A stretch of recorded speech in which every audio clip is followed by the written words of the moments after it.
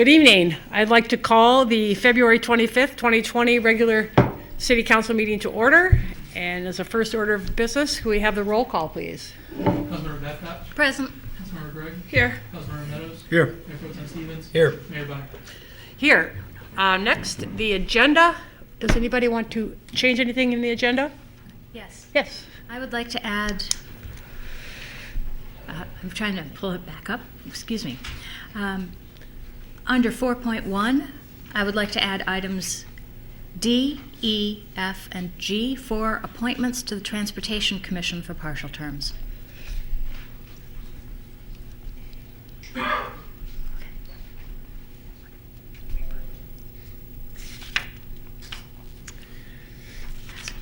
Do we need to read the names of these? No. To George, because that's the people with the question. Okay. Is that do we need a motion to amend the agenda? No. You just All right. So we will add D. I move to, amended agenda. no, to approve the agenda as amended. Yeah. Okay. Any other changes to the agenda? Okay, so I need a motion to approve the agenda as amended. I think I just did that. Second. Well, the amended agenda is approved, but it didn't have all No, the we have to amendments vote. yet. Oh. No, we don't. All those in favor say aye. Any opposed? Off to a roaring start. We have an approved agenda. Second is the minutes. If anybody wants to mess with these minutes, we'll talk about it later. Minutes. Second, Sure. moved by Councilmember Meadows, seconded by Councilmember Gregg. All in favor of approving the minutes, say aye. Aye. Any opposed? They are approved. And I'll just note that approves the regular council minutes and the discussion only minutes. There we Yes, go. thank you. Next, section 2, communications. At this point, anybody who wants to speak to council on any issue, whether it's on the agenda or off the agenda, is invited to do so. I have 2 blue cards, and I will call them first. And all written communications that are received by the council are posted on the online agenda packet. So anything that we got before. Man, my head is not in the game yet. I have Douglas Crone from Hub Part 2. Would you like to speak now, Mr. Crone, or would you like to speak on the agenda item? No. No, okay.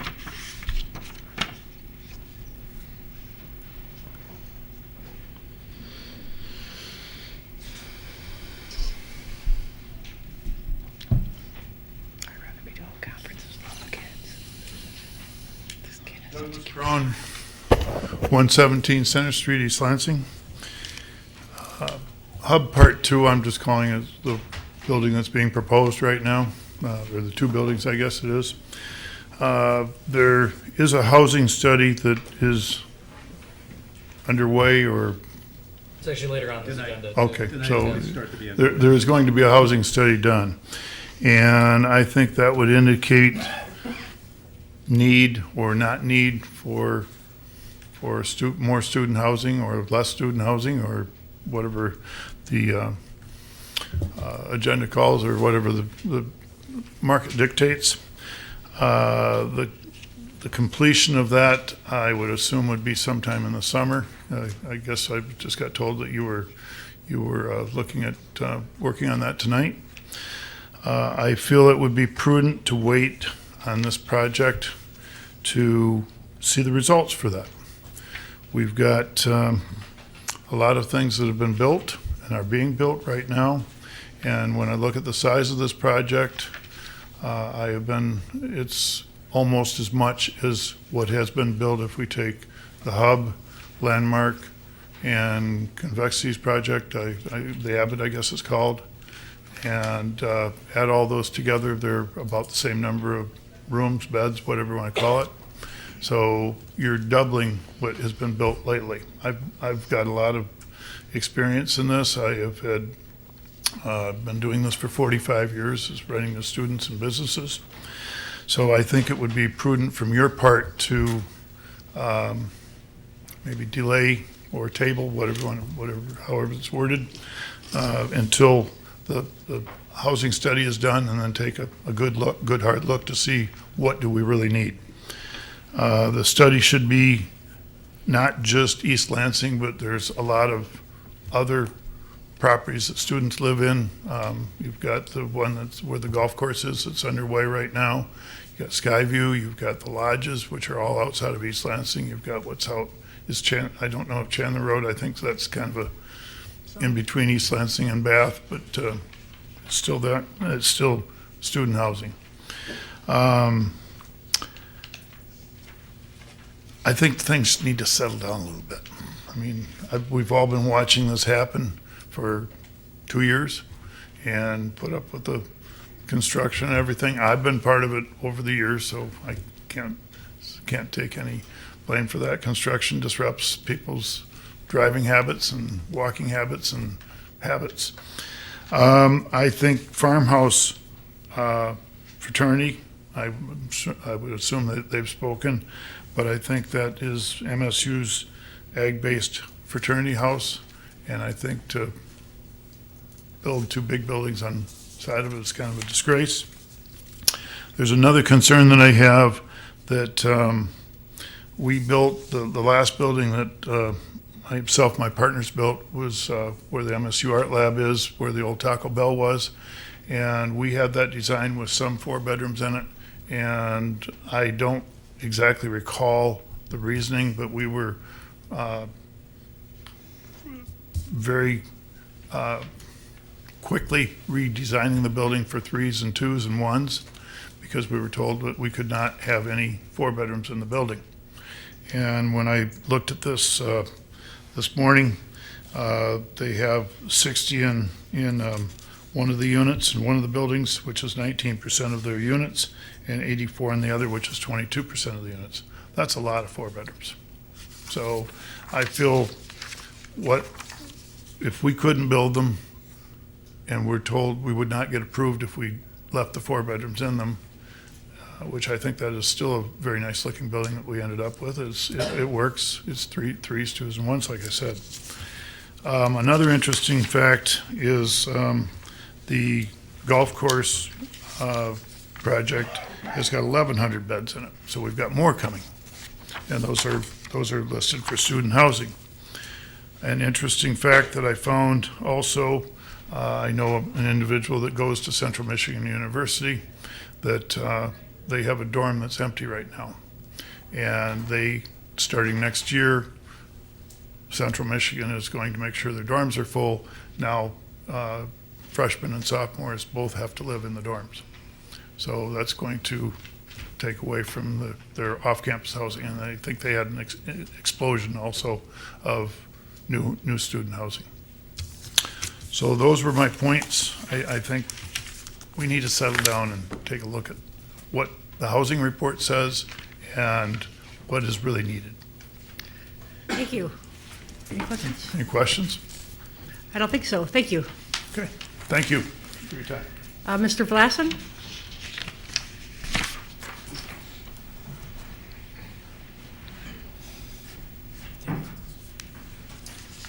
No glasses? Yeah, my name is Ray Vlassen, and I live at 1854 Cricket Lane, and I'm here to comment on Agenda Item 5.3, now being called Hub 2. I have great concern also that for the city of East Lansing, if the council proceeds to support the application at this time. I've got basically 3 reasons. One has already been mentioned to you by Mr. Crone, and that is that the council is proceeding with consideration of a housing study on Agenda Point 6.2, which I am pleased about. That study should provide factual information about the current and projected supply and demand for student housing and for other housing.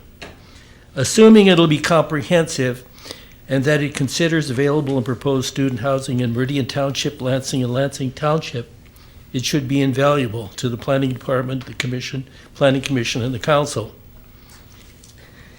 It can address far more than simply asking the question whether any new student complex, housing complex, will be occupied.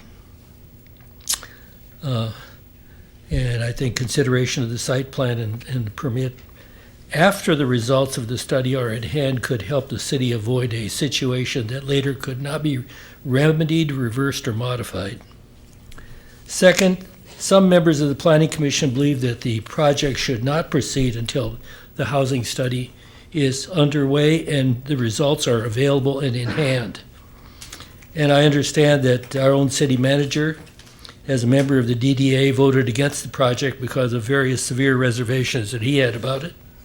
And further, our University Student Commission also was unanimously opposed to the project for 9 reasons, including the impacts it would cause. This array of reservations about the project also justifies not approving the site plan and the special use permit not this time. Now, there's a third one that's a little bit different than the others, and that is that one situation that I've noticed plagues cities and states is the fact that many economic development projects are undertaken without any accurate assessment of the likely unintended consequences of the specific proposed developments. Our city council can't easily delve into the unintended consequences if it doesn't get a report from the Planning Commission about this. And the Planning Commission can't delve into this unless it gets a report from the Planning Department. Now, this capability would be highly beneficial to the Planning Department and then up the line to the Planning Commission and then to the Council. However, to create this vital capability, the Planning Department would need to accurately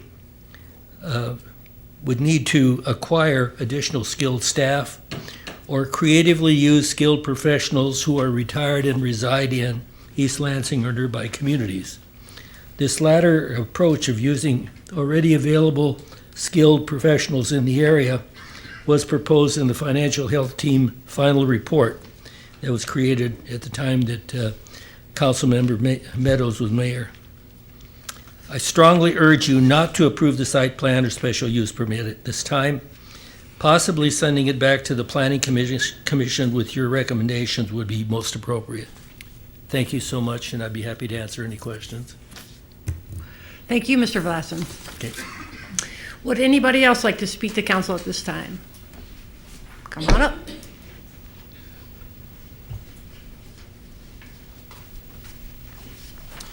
Good evening. I'm Dwight Washington. I'm the Clinton County Commissioner, and the reason for my visit today is to give you a formal notice, if you haven't already heard, about our 911 millage that we have coming up. Our public radio is at the end of its life, and we are transitioning to a new form of first responders communication. And through our diligence and research, we've decided the Michigan Public Safety Communication System is the most feasible one. And what that will really allow us to do is make sure that our first responders are in constant communication with the Command Central, but also provide for cross-jurisdiction communication. So the southern tier of Clinton County and the northern tier of East Lansing, some places that has sometimes gotten mixed up in terms of who's responding to that, at least we should have constant communication on that right now. So we're bringing forth this 0.85 mils in hopes to address some of those communication problems. Thank you. Thank you. Hang on one second. Councilmember Meadows? No, and thank you for coming tonight. You are a commissioner that represents the northern part of the city of East Lansing. I did ask that this be put in our online notices and email with regard to what's happening in the Hawk Nest neighborhood and further north, so that our Clinton County residents would be aware of it. So I think this is the first time we've had a Clinton County commissioner come to our council meeting. I appreciate you coming down here and doing that. A number of friendly faces, so it's a pleasure to be here. Thank you. Thank you. Another Lansing Eastern Quaker. Would anybody else like to address council tonight?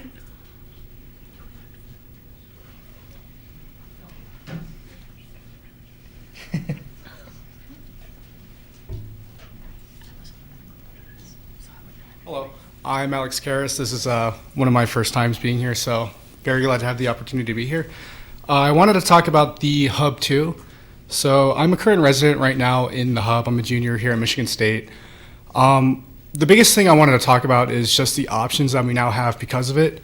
So as many of you know, we have really just one like primary leasing company that we can all look to, and it's DTN. So just having the standards be raised, in my opinion, is just like something that we're now looking into. I really feel like this is going to be able to draw in a lot more diversity with the students we're bringing in, people who are looking for different options, people who don't want to live in the dorms, or just really old apartments or anything like that. I feel like this is really going to help other companies kind of elevate their own standards, and let's just bring in more people coming into East Lansing, being able to really kind of elevate how our city is being perceived. But overall, that's all I have. So thank you so much for having me. Thank you. Would you mind grabbing a blue card and filling it out? Yes, ma'am. Eventually. Thank you. Thanks for coming. I forgot to get the last guy's card. Did you get his name? The Clinton County? Okay. Good evening. Hi. Matt Hagan, Hagan Realty, 927 East Grand River. Here briefly about two things. One is 1462. I think I haven't had a lot of time to review the whole document, but there is a spot of concern or question, I guess, that I had on page 33 where letter D, it references new alleys being required to be 20 feet. Like I said, I could be totally off base here, but I know that one of the issues with Hub 2 is the alley width, of course, and so that really jumped out to me. Okay, are we saying only new alleys need to be 20 feet, existing alleys it doesn't matter? I just looking for kind of some clarity on that. If you guys, I'm assuming, have thought of changing that language, what does that mean then for existing alleys, that kind of stuff. So I just kind of, noticed that, know it's an issue, wanted to bring it to everybody's attention. I'm sure you're aware of it, but I want to make sure that's fully thought out. And so then obviously on to Hub 2.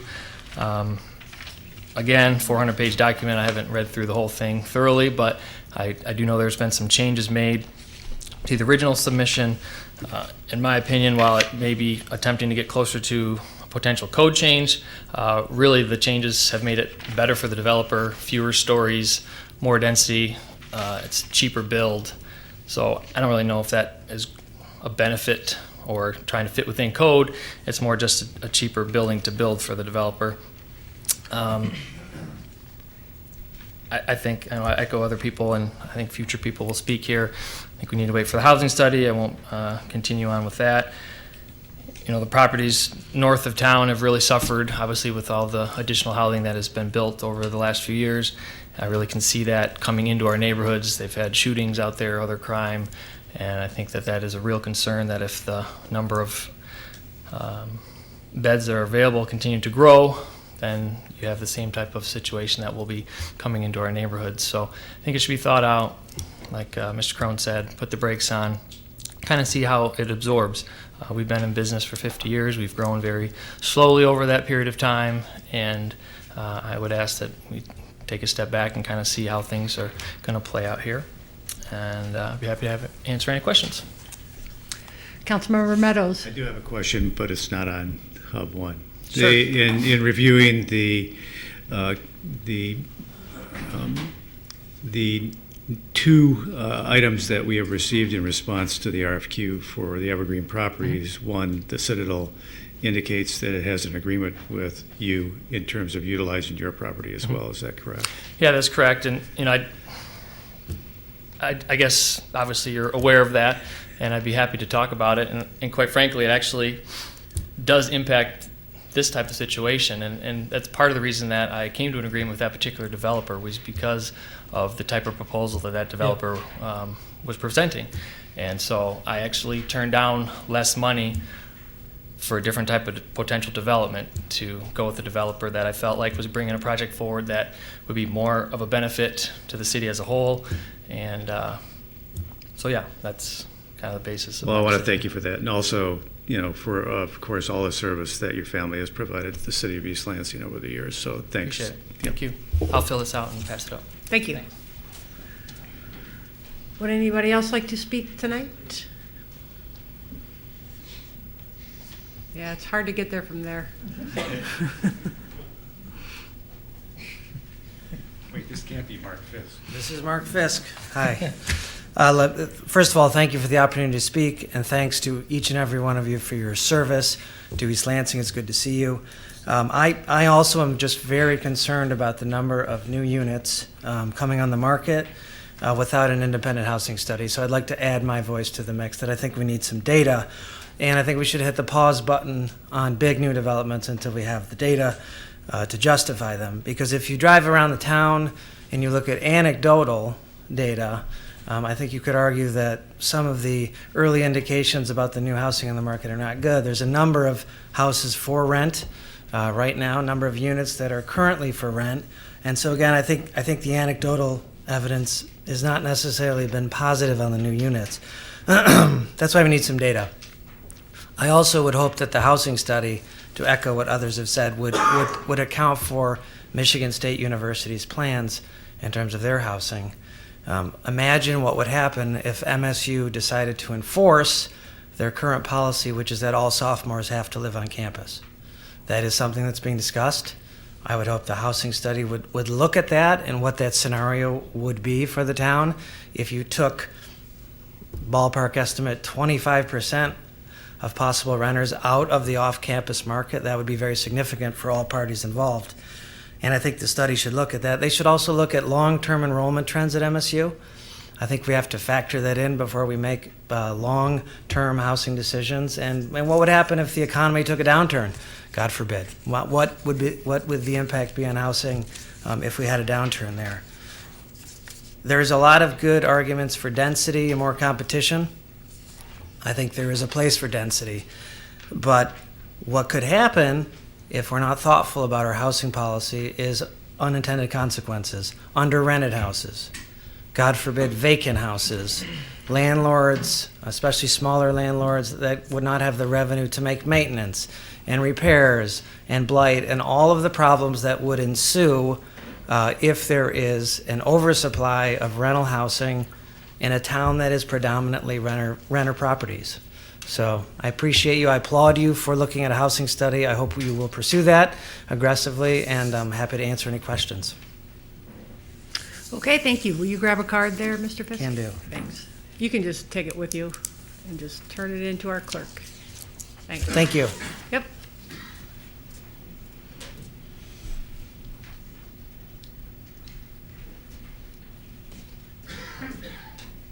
For the short people. Nancy Marr, Prime Housing Group, 1390 East Grand River Avenue. And for the record, there's more than DTN in town. There's Hagen's, there's Prime Housing Group. So just as an aside, I wanted to speak now for the Hub 2-3 project, if that's all right. That's fine. I wanted to speak to safety. If you haven't walked the alleyway that runs north-south between the properties, right, I encourage you to do so. We've owned Cedar Brook Apartments, 208 Cedar Street, it's just to the east of Farmhouse Fraternity. We've owned it since 1990, excuse me. And that alleyway hasn't really seen any significant improvement since that time. I don't even know if they've paved it really much over the years. And it's in very poor condition right now already. It didn't help when they built the Hub 1 because unfortunately they drove all their heavy equipment up and down that alleyway, even though I don't think they were technically supposed to. They also drove it through Farmhouse Fraternity's parking lot, which again, they weren't supposed to do, but they did. I watched them do it. So that poor alleyway has taken a lot of abuse. And what's really important is that's just not for vehicular traffic. It's also for pedestrian traffic. So it's one way.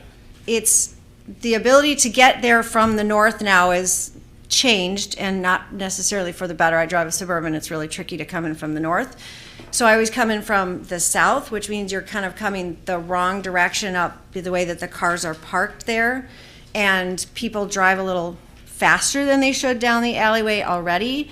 And then people walk and there's all these blind areas. And what I'm saying is, if I'm not mistaken, I think there's about 400 more cars that are being proposed to be put on that alleyway from these two projects, and I think that's dangerous.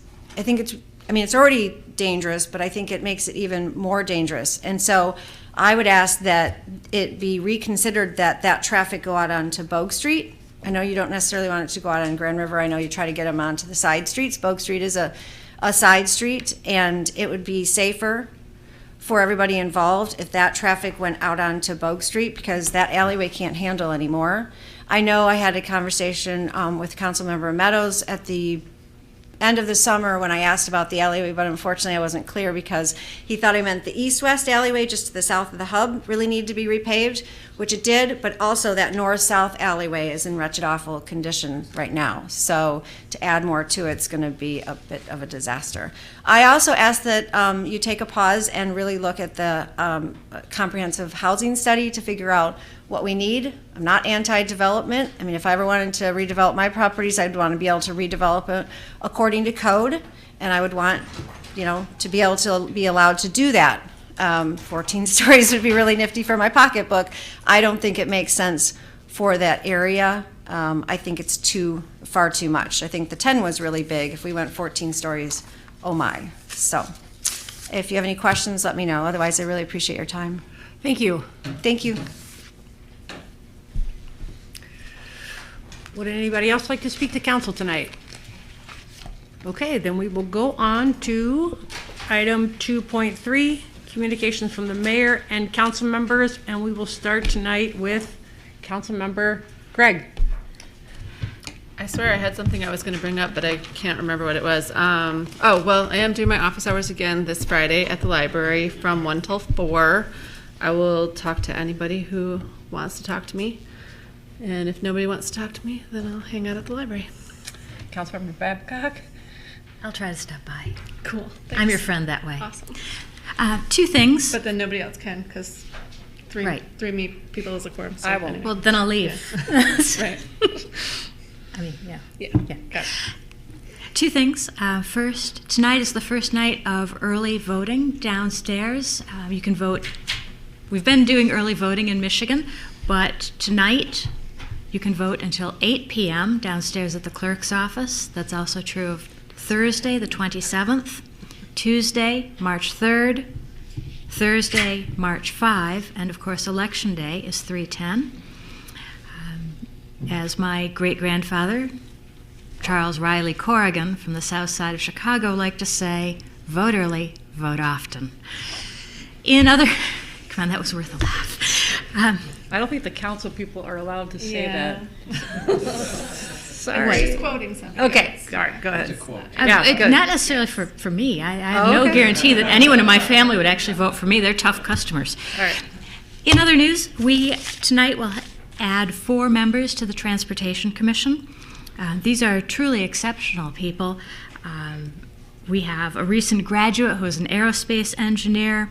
We have a former downtown business owner who's an avid cyclist. We have a gentleman who was recently the president of the Connected Vehicle Trade Association. His job was to coordinate the people who are making sure that cars can communicate with each other across makes and models, which is really spectacular. An astute observer might note that all 4 are men, and that on the Transportation Commission, after these appointments, we will have 8 men and 1 woman, and overwhelmingly Caucasian.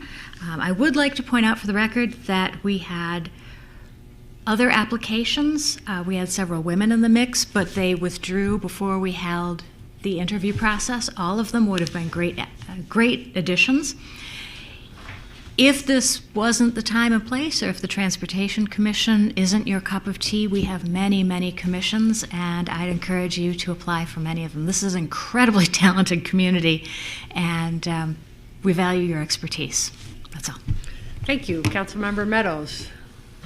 Actually, we've already talked about the item that I was going to bring up, and I'll just reiterate that it'd be great if this could get on our email, newsletter. Mayor Pro Tem Stevens. Yep, just want to thank the folks that showed up for the coffee hour that I hosted this Sunday. Just a reminder, I'm hosting coffee hours every 3rd Sunday of the month at the Bigby at the corner of Lake Lansing and Abbott. That's 3499 East Lake Lansing Road in East Lansing, Michigan, from 2 to 4. Again, that's the 3rd Sunday, 2 to 4, Bigby on Lake Lansing and Abbott. So thanks to those who showed up. Hope to see you out at the next one as well. Okay, and I don't have anything tonight. The next item is the city manager's report.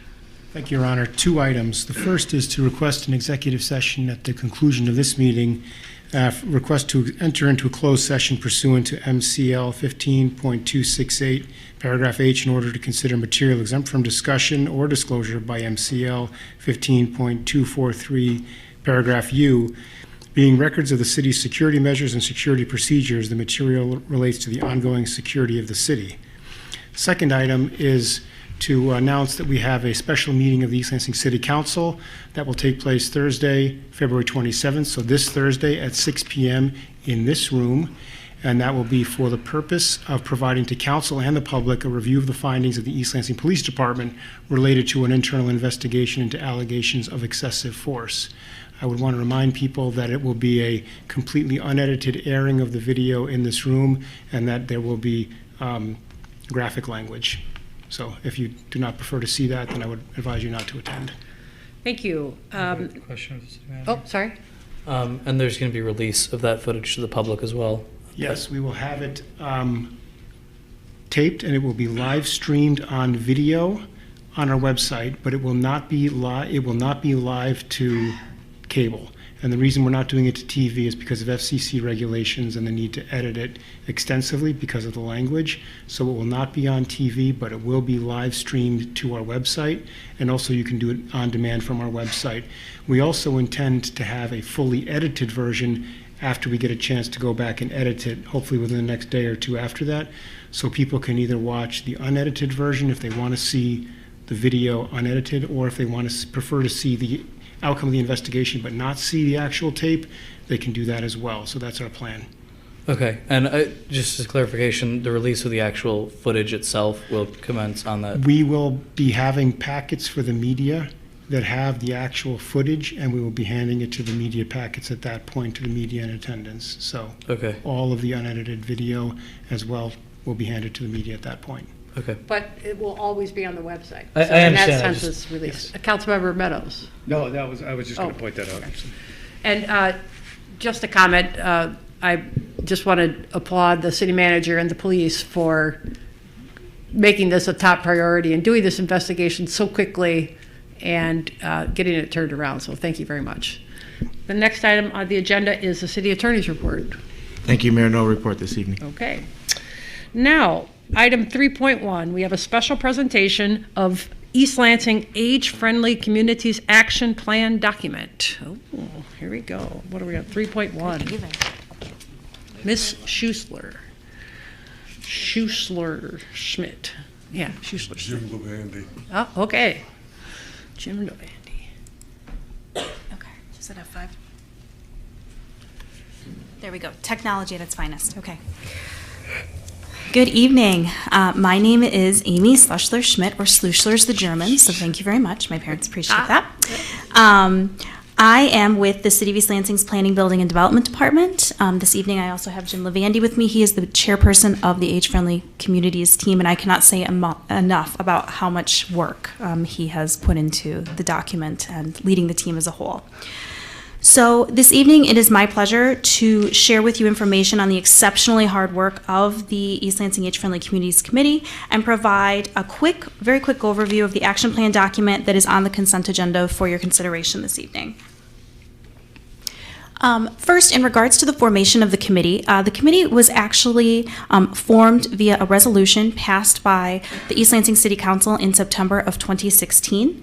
The goals of the steering committee at that time were twofold. Number one, it was to have the City of East Lansing join the AARP network of age-friendly communities.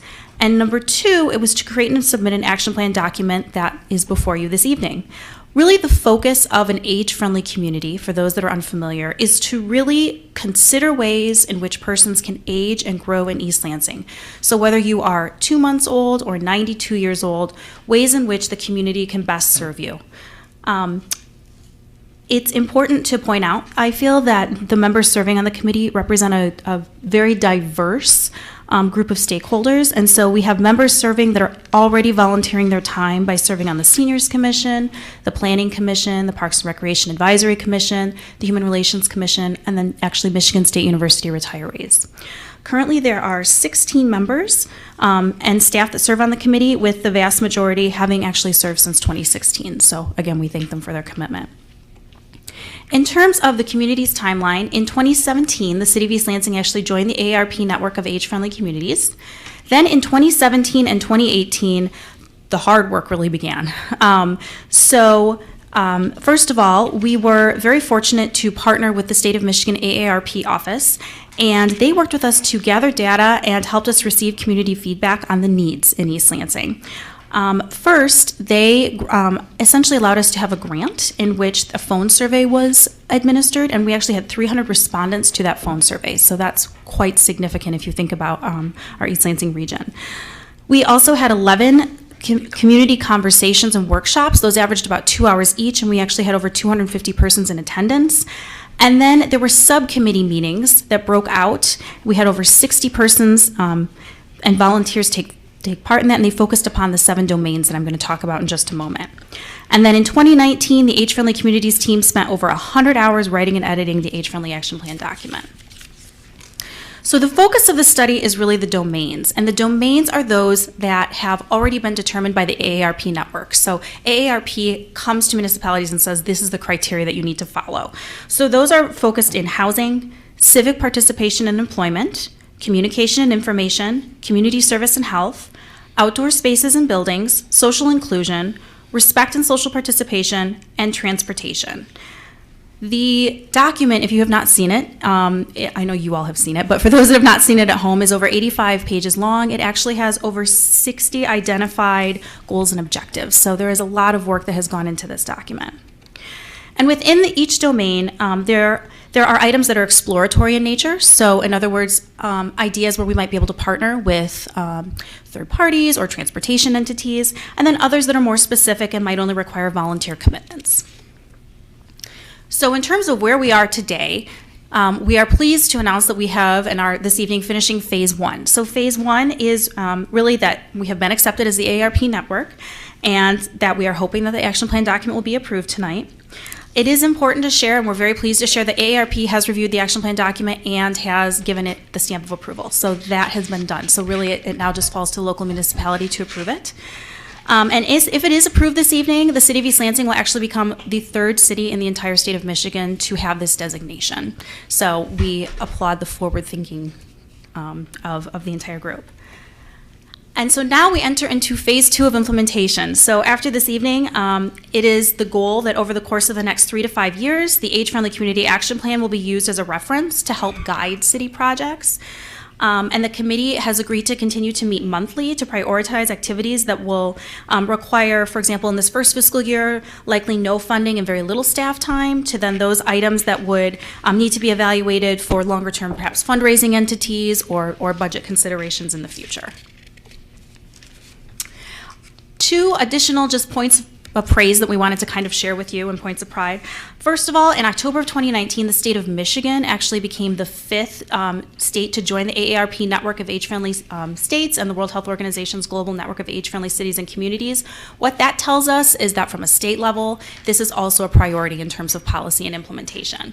And then most recently, just earlier this month, Michigan State University was also accepted as an age-friendly university. So we're still waiting on final confirmation, but we actually believe that with the City of East Lansing being an age-friendly designation and now the university, we are the first of a community that has those designations in the country. So we're pretty pleased with that. Finally, I'd just like to acknowledge the hard work of all of our committee members. I know that with me this evening is Jim. I know that I also saw committee member Boyle and Art and Richie and the audience, so I just really want to applaud their efforts and thank them for their time. And we're happy to answer any questions you might have.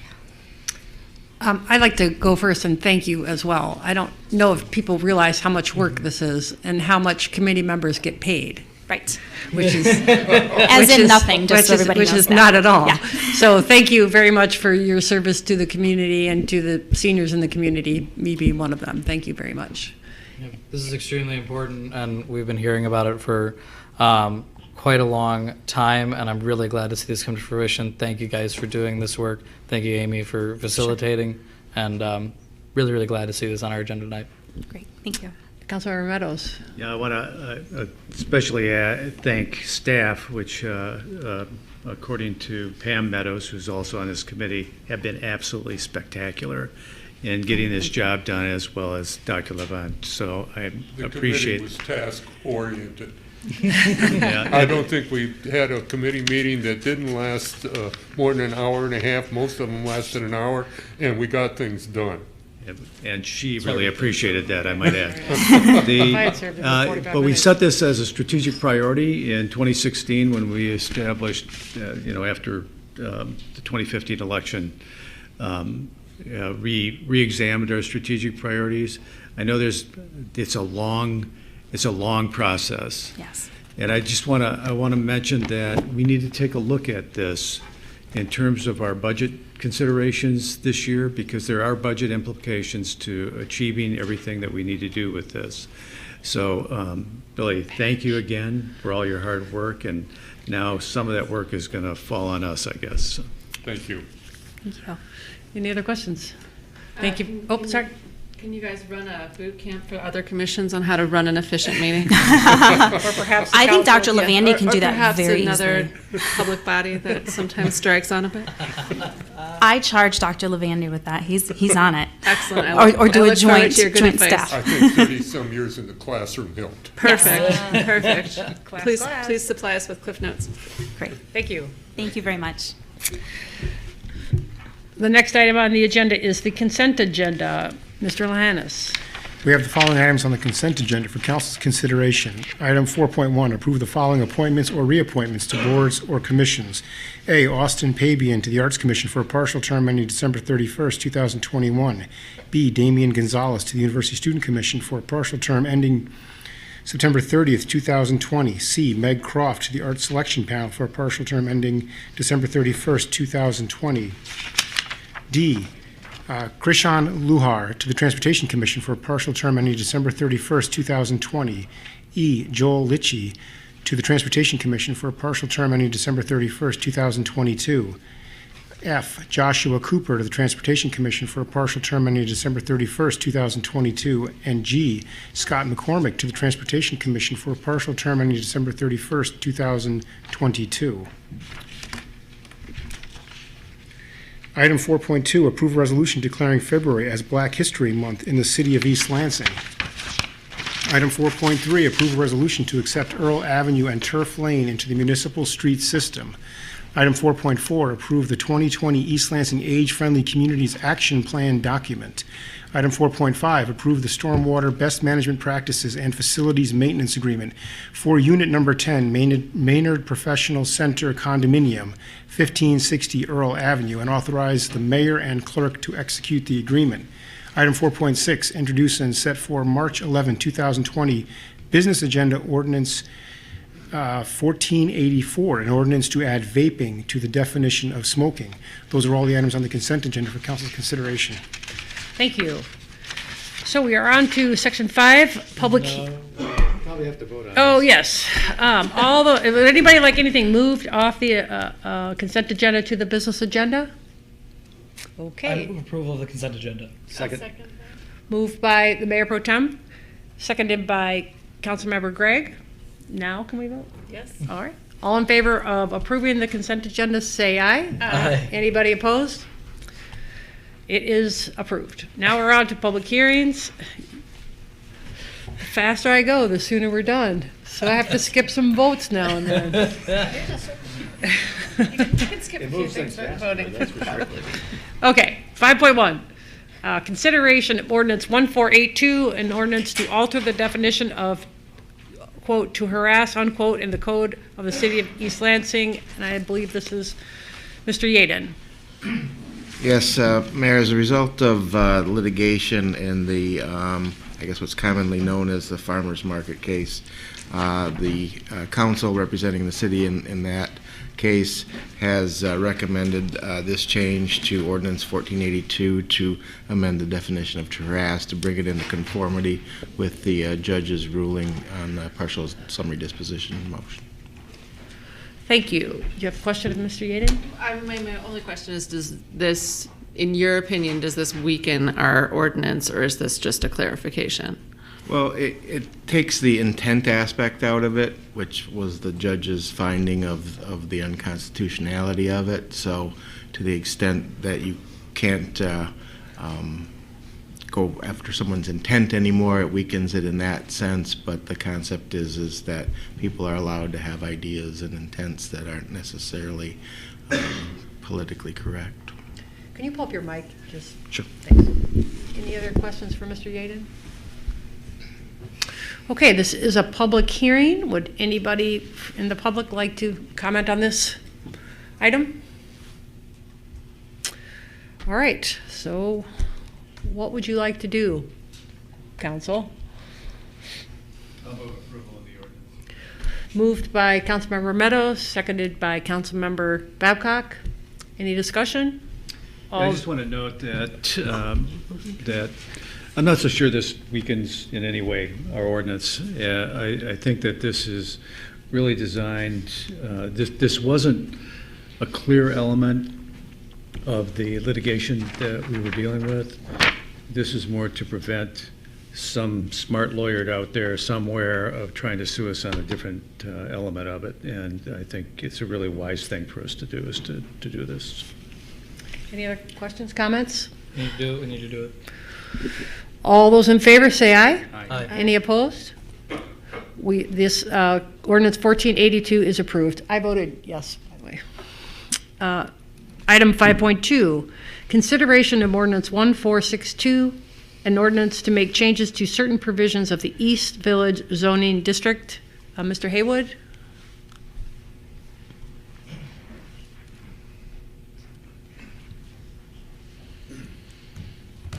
Thank you. So tonight I want to go over the proposed ordinance 1462.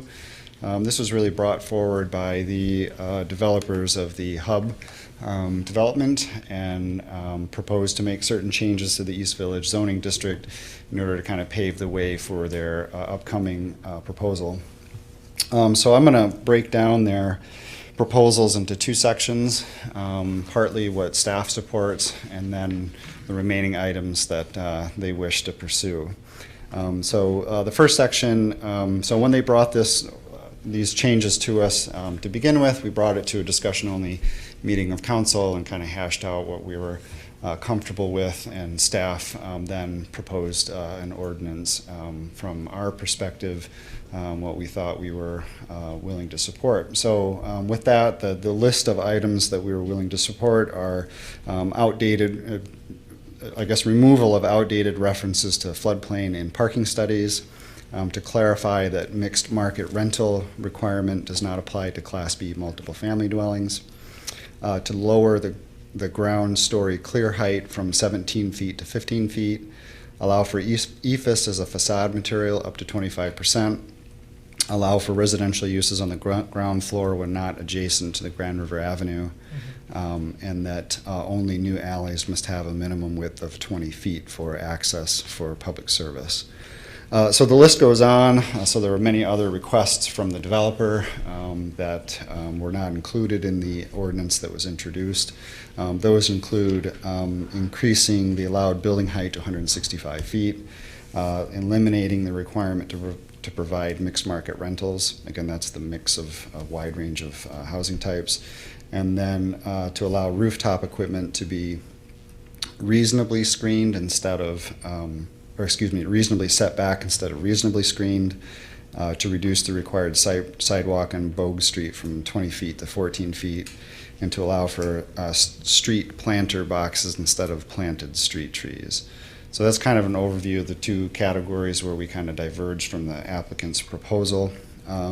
This was reviewed by the Planning Commission in August.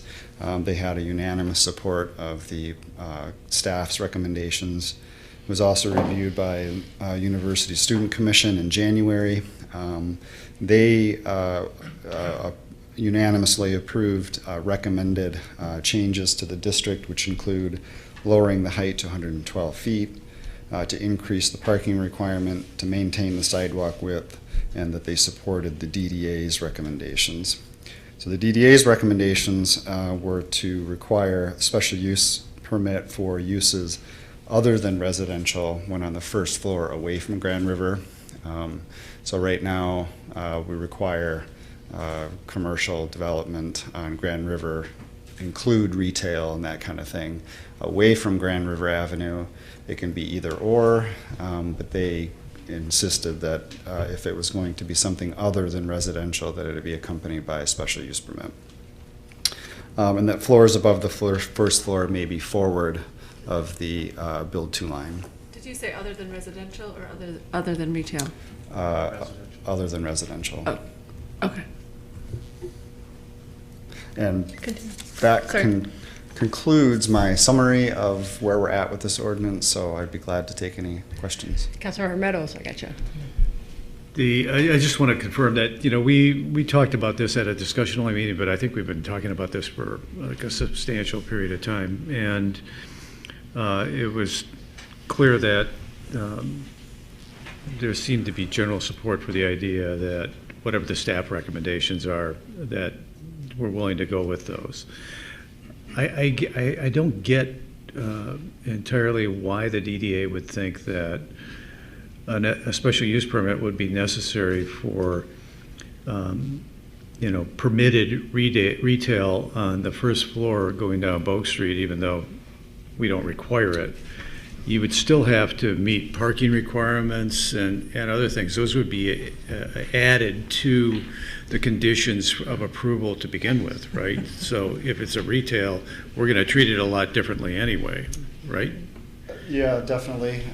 Certainly the site plan review process would catch a lot of if there were issues that might be objectionable to the area residences, then that process certainly would catch some of those issues, but I'm not 100% sure why, but I know that if it is within a residential area and it's not a residential use, that maybe there should be additional special conditions to consider.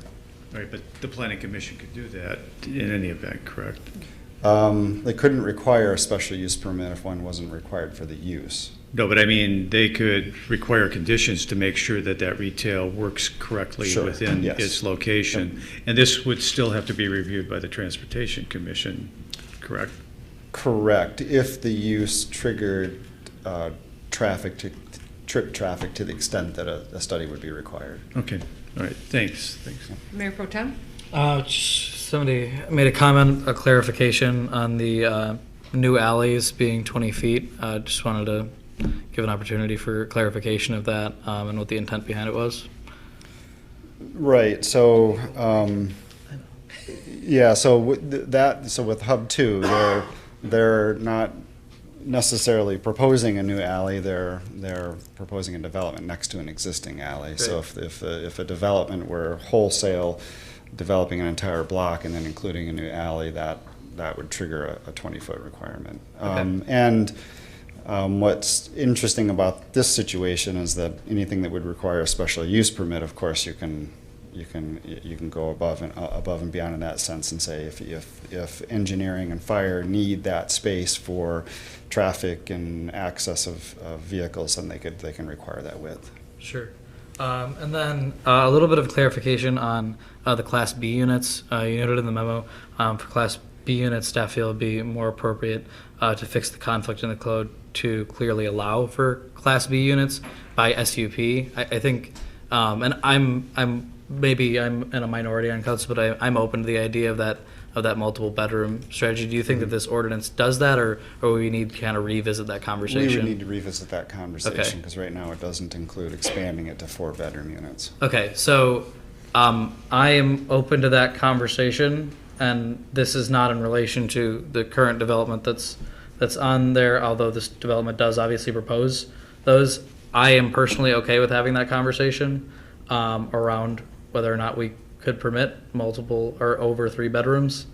I think it's an okay conversation, but again, this is a council and I'm requesting that unless the council agrees. So, well, this is still a public hearing, so we wouldn't be getting to that. Yeah, I know. I was just clarifying this ordinance doesn't do that. Any other questions? I just, to further clarify the new alley versus old alley, the idea of not requiring, so a new alley, so that would really be to essentially support infill development where you are That's right. developing an existing building without changing the footprint. Yeah, we'll give But you- what we're talking about right here is a full demolition below ground level. And then I think the expectation could be that they could expand the alley, right? Yes. So, but if you have a building that's adjacent to an alley, then asking them to expand that alley without demolishing the building would be impractical. So Correct, that yeah. would be the, okay. Sorry. Go ahead. The applicant is here. They would like to give a presentation on this. I think they want to go through the Hub 2 development a little bit to show why they feel that these changes are necessary. Just wanted to throw that out there that they are Do here. they want to do that now or at the Hub 2 part? Now? Okay, so this is a public hearing. You are the public. No? Our presentation is only 15 to 20 minutes long, so, and she pulls it up, we'll talk. I don't think you understand what 15 minutes means to me, sir. Because I never say only 15 minutes. I'm sorry. That's okay. It is a large project, Sure. project, so we want to make sure we give you as much information as possible. And also, given that if you have any questions during this presentation, please feel free to interrupt me and ask the question. We want to make sure you guys have everything that you need before Just watch over deliberating. this timer that's going to be holding. I'm trying to, can we make that full screen? It's a PDF, so. Yeah. You'd have to just close the PDF bar.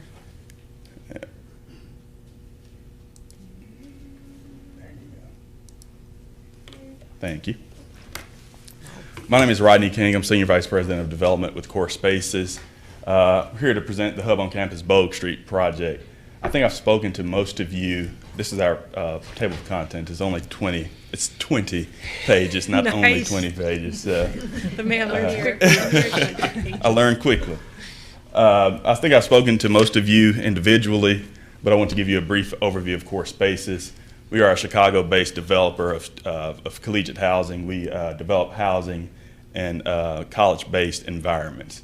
Obviously, we developed the first project, Hub 1, here in East Lansing. We're very proud of that building, and we are here proposing 2 additional buildings. Our presentation overview is essentially we're asking for 2 items for this council to consider. The first item is the removal of the story component where the height is measured in this district. We'll get into the details of why that is appropriate and how it's viewed versus other districts. And also the second item is allowing 25% 3-bedroom units and 25% 4-bedroom units. We've modified our plans from the previous presentation regarding the sidewalks and the alleyways. We have our architects and civil engineers here to address those specifically, but we have modified those and removed those requests from the council's consideration. So basically, these are the 2 items that we're asking for this council to consider.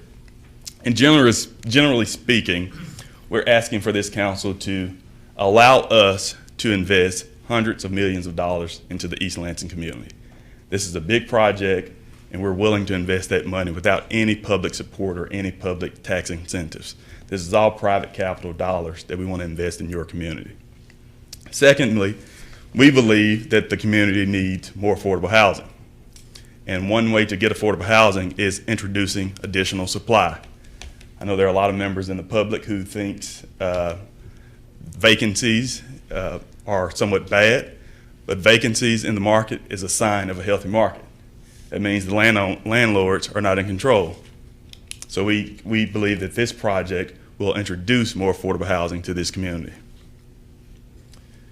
With regards to the zoning limitations, here's a map that shows you the 140 feet zoning districts. As you'll see, the area in the red is kind of the downtown area. As of today, that allows 140 feet or 10 stories. Most developers that we've interpreted that as 140 feet. Over in the Cedar Village area, it's 140 feet. I'm sorry, the downtown is 140 feet or 10 stories. The Cedar Village area is 140 feet and 10 stories. Staff has taken an interpretation that means 10 stories. So we're not asking for additional height on this project. We're asking for this area to be treated the same as the downtown district area. Our proposed building is less than, well, it's right at 140 feet. So that's about 7 feet difference from the proposed, from the previous hub. And here's basically our snapshot on why we think more affordable units are being demanded in this marketplace. These two charts are a little bit difficult to read, but the green lines and the red lines are kind of 3+ bedrooms. As you'll see, those 3+ bedrooms from the 1920 leasing season to the current leasing season, 2021, those units lease faster and those units fill up. The market is telling us, based on the data that we receive, that we have plenty of 1 and 2 bedroom product, studio 1 and 2 bedroom product in this market. As you can see, the highest for this leasing season, the 1 and 2 bedroom projects have not eclipsed 75% leased yet, while the 3+ units are already full. So I know there's going to be some debate about the data and if it's right or if it's wrong. I think the overwhelming theme is we're willing to invest hundreds of millions of dollars on the data that we see. So if the data is wrong, we're the ones that are hurt. We will lose our investment.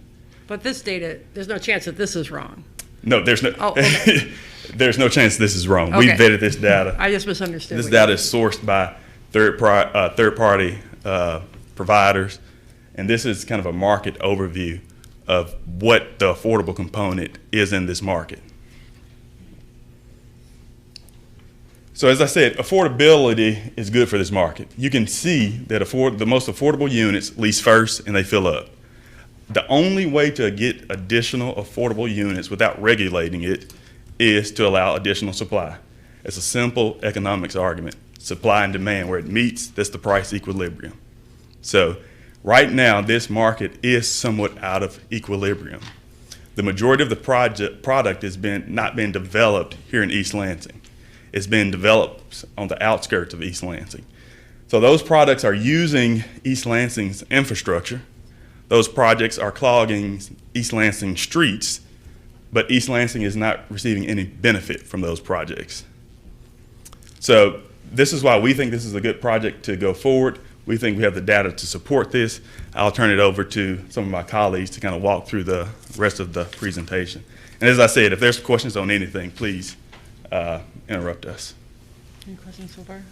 So which do you do? Click those, right? Yeah, just scroll down. Oh, okay. Sorry, I need instructions on operating PowerPoints always. I'm not usually allowed to touch them.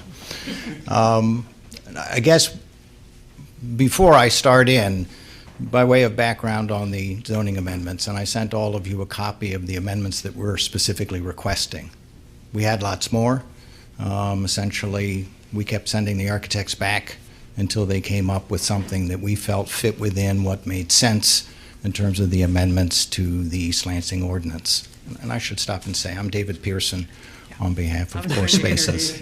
In any event, all of the multiple family districts in East Lansing, RM 8 through RM 54, permit 4-bedroom units. They're just not next to campus. The areas next to campus are the downtown B3 and the East Village, Cedar Village. And the history of that, quite simply, is that the East Village was to make Cedar Village into something new and completely different, to require 50% owner occupancy, to cap bedrooms at 3, and to permit no more than 25% 3-bedroom units. The idea was to keep students out, that Cedar Village would be completely redeveloped and become something new and different. The owner occupancy was taken away 2 years ago, and that permitted Hub 1 to develop. But as Rodney explained, the difficulty is that with the cost of construction and the cost of acquisition, the rents in your area have still stayed high, while the costs of doing anything different have continued to go up. The rents where this project would be built last year were $750 to $850 per bed. What's proposed here with 3 and 4 bedroom units in the mix that we're talking about, would it allow for new construction and allow rents at that level, or actually in some cases below that level, as compared to what you see now? This chart is simply to say, CORE looked and asked a third-party firm to look around the country and to look at the other top 50 university markets and say, are 4-bedroom units allowed next to campus? And in that respect, East Lansing is an outlier. And in some ways, it's an accident of history, because the East Village was to do something different. It wasn't intended to have students. It was intended to keep students out, and that's why that is there. There are, however, because the question is raised, does 4 bedrooms create problems? There are lots of 4-bedroom units all around East Lansing. Meridian Township permits them. As I mentioned before, they're permitted in your multifamily districts away from campus. There are large numbers of 4-bedroom units already there in the community, and there hasn't been any discussion suggesting that these are effectively hotspots or that they are areas that cause problems. Why here and why now? Quite simply, the answer is, I guess I want to quote Jeff Smith, who spoke at the DDA in favor of the project and said, it's because, well, MSU is there, the campus, and it's going to be there for a very long time. And as long as it's there, students want to be next to it. And density is important, both in terms of being able to provide affordable housing where students want to be, but also in terms of providing services, city services, that creates efficiencies. It creates efficiencies in construction as well as in service when you're looking at that. That's the point of the unit count. That's the point of the additional height. The other thing that it does, as Rodney mentioned, is that when people live somewhere else, they drive here, and they have to put their cars somewhere. The hub's experience has been is that they have very small numbers of parking compared to the number of residents, but the parking, which is not completely full, is used primarily for storage. The actual traffic, which comes through the alley, in the traffic study that was done after Hub opened and after school was in session, showed between 5 and 10 cars per hour using those alleys at peak hour, which means that there's a car every 5 to 10 minutes going through any section of the alley. It would be getting ahead to talk about the site plan, but I do need to say that all of the utilities in the alley have to be replaced, and it has to be completely rebuilt. So that's going to happen, and unfortunately it got there by neglect because of the property owners who were there, and the city didn't, couldn't, or wouldn't do anything about it. This project will change that. The new alley 20-foot requirement, to be perfectly honest, I thought that was from your attorney, that it might constitute a taking to make, both sides of the alley come out of one property owner, but from the way he's looking at me, he didn't tell you that. To me, it's a question of fairness as to how wide to make it, and that all properties ought to help carry the load, but this alley has to be rebuilt as part of that project, this project. There's just no way around that. The other piece which I gave to you in the suggested amendments, which I need to mention, because I don't think it's clear from the staff amendments and from the discussion from the Planning Commission, but I didn't think there was any objection to it, is that residential would be allowed on the first floor. And what's proposed in this project would be townhouse fronts.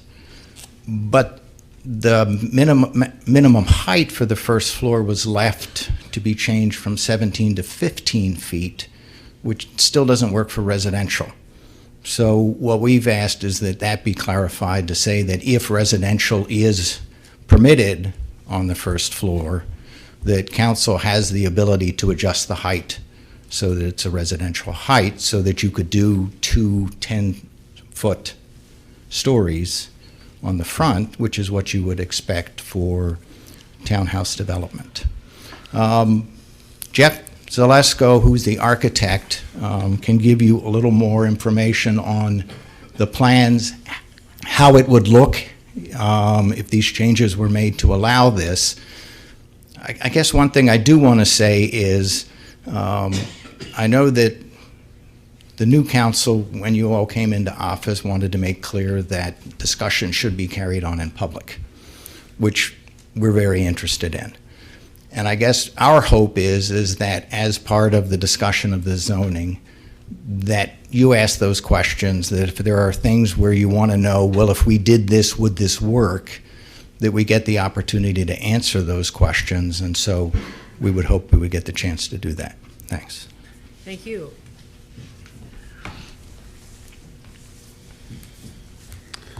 Good evening. My name is Jeff Salisco. I'm a senior principal with Antunovich Associates. We're working with Core Spaces on, we actually have a name for the project. It's called the Hub on Campus Bogue Street Project. I know we keep calling it the Hub, but that's the name that we use for it. Just wanted to touch on some of the proposed changes that we've made to the project or proposed to the project, and some of the key design elements that are part of the project, important parts of it, I think, that are worth touching on. I'm going to stay with this one. We've taken a floor off of the building. That's changed the height of the building from over 152 feet to just under 140 feet. I think it was mentioned earlier that that makes it only 7 feet higher than the pool terrace element, which really covers most of the roof on the hub. So the height of this building is really similar in height to the hub building. It's really not any taller when we're now under 140 feet, just under 140 feet. Important elements with the building, we really wanted to be contextual with the lovely university buildings across the street. So between the two buildings, and I wanted to keep this here, we have different brick colors, different elements that provide contrast. It was also very important to us to create setbacks of the building, so there wasn't just this wall. As you see the building, the upper elements of the building at the street. I'm going to go to the next drawing. We've really developed a streetscape that's going to be active. The amenity area has really a living room. Living rooms as part of the amenities, the lobby. There's also these residential units that's going to bring activity to the street, and we think it's really just it'll create a really wonderful active environment on a very wide sidewalk. It's important because that sidewalk is 20 feet wide or greater. It's a minimum of 20 feet, so you see setbacks at certain elements of it. So there's variation and interest that happens on the sidewalk really because of these uses. There's no parking that's seen at all. You're seeing active elements, residential, and really the support elements, the lobby, leasing areas, things like that. This is what we call the building 2, the south building. And again, different color and character. You see buildings on the campus that have colors like this, just like they have brick, red and black colors like the other buildings. So there's this variation, this eclectic kind of mix that goes along with the way things have developed kind of over time on campus. This is looking at that building from a different direction. We've also made public art really a major element on the front of the building. We think that's going to be really cool. It's going to be, really generous and large in scale, really have an impact as you're moving by and seeing this building. We think that that's really a fun element. As we get close, you really see the activity and the character of what's happening on the street, and there is going to be a lot of movement. We're at the gate of the university at this location. It's just a wonderful spot, and there will be a lot of people taking advantage of these beautiful wide sidewalks that we're creating.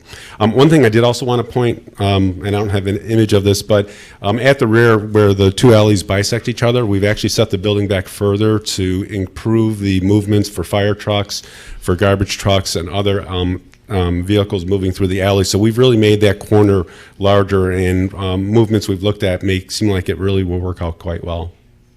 This is the north building. Again, kind of an interesting eclectic mix, similar to elements that you see across the street on campus. But warm masonry, the materials that touch and feel at the base of the building are real materials, really soft, just the right kind of feel that you want to have that element of a building. As we were doing this, we have inspiration images that we used. those soft brick elements, other elements, the rhythm of the windows. We really saw this as being buildings that carried a bit of a traditional feel to them. So we kind of used these as kind of guides as we went along and were developing the design. We thought it was maybe just worth showing that image with those elements. So with that, if you have any questions, I'd be happy to answer them at this time. Otherwise, I'm going to pass it on to Ari. Thank you. Thank you.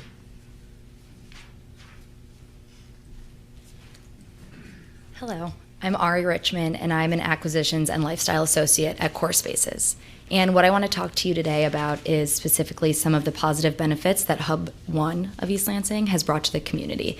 So one of my roles at Core Spaces has been to build out what we call our Hub Lifestyle platform. And this is essentially our in-house hospitality program that we've activated to really enhance the spaces of our buildings. We don't just want to be, a blank box where students live and eat and sleep. We really want to activate the spaces, engage residents, create a sense of community that really is different than what any other property manager in the area is doing.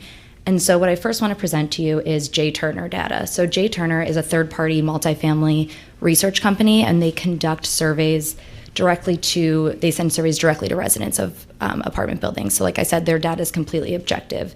And some of the questions that they ask residents will be, how do you rate your experience living at this building? How do you rate the amenities at your building, the maintenance, the service, and whatnot? And so these two data points that I pulled for you show kind of the positive satisfaction that residents have had at our buildings. So they rated their overall living experience this past year on average as an 8 out of 10 stars, and they rated their interactions with the office staff as a 9 out of 10 stars. So this positive data is something that we're really proud of, and it's actually helped Hub East Lansing rank as the #1 rated property in East Lansing. This survey, as I said, is conducted at many different properties as they are a third-party company. And also Core Spaces has landed itself as the #4 property manager nationwide for student housing. And as I mentioned before, with this lifestyle platform, it's really helped kind of set us apart from a lot of the other property managers in the nation. And so these quotes that I've put on this slide are directly from an article that was just published in East Lansing Info. And the author actually, when she was writing this, went into the building, took a tour, spoke with residents, met with site staff, and these quotes show direct feedback that she received from her visit. And so on the one hand, she commented how the amenities were completely utilized by residents. She walked into the study space and she found many residents gathered studying. They were drinking the coffee that we provide for them in the lounge. Also noting that, our rooftop pool is the only rooftop pool in the area and that our hot tub is open year round. And in addition to the physical structure of the building, she also commented on how residents really enjoyed these lifestyle events that we put on for them. So these lifestyle events can include anything from, breakfast on the go. We'll actually bring in an outside career counseling service to do tutoring or resume workshops. We'll bring in, a chair massage during finals week as like a de-stress event. And residents really take well to these. They've shown great appreciation. They're well attended. We have over 200 residents who attend each event. They'll mention how, it's really nice that we'll provide meals for them when they don't necessarily have time to cook dinner on a certain night because they're busy studying. And so through this lifestyle platform, we're not only, trying to entertain and enhance their experience, we're also helping them grow and become better people when they have time to focus on, studies and work and whatnot. And then these resident reviews that we've pulled from Google, Modern Message, other third-party platforms also kind of reflect the success that we've had at Hub 1, commenting on the lifestyle events, the maintenance, the location, and overall just how this building has really helped positively impact their living experience in East Lansing. And so with that, I'll pass it back to David. Any questions?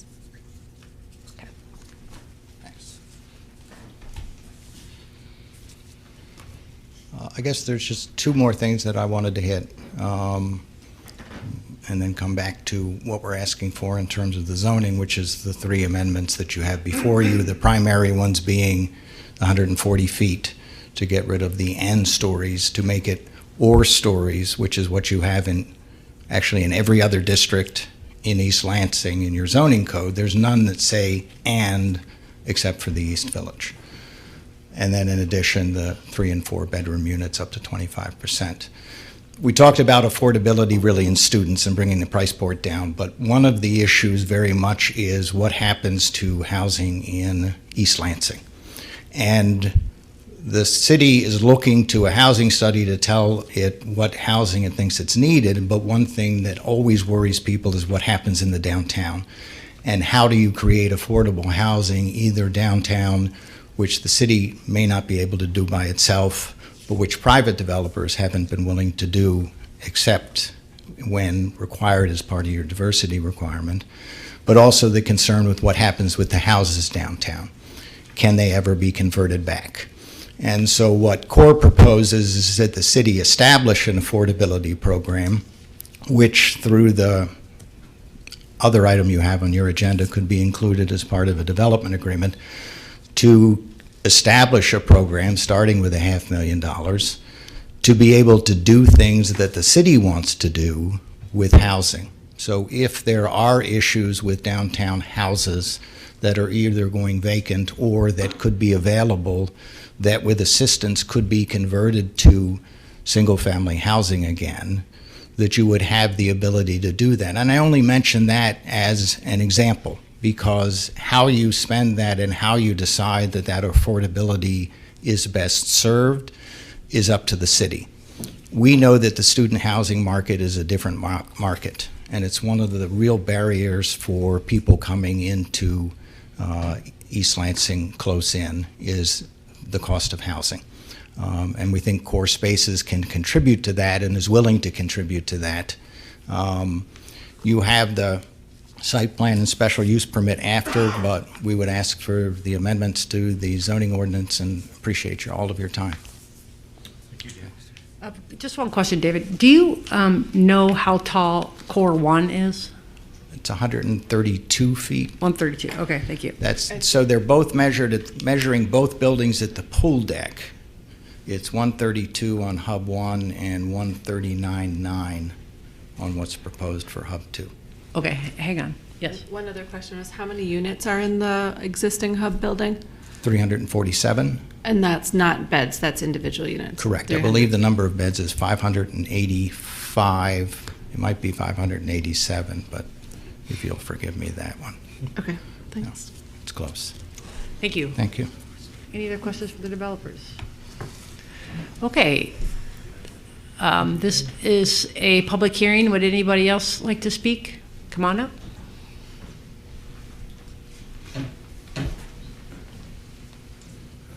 Hi, my name is Alexa. I'm a current Hub resident at Hub 1.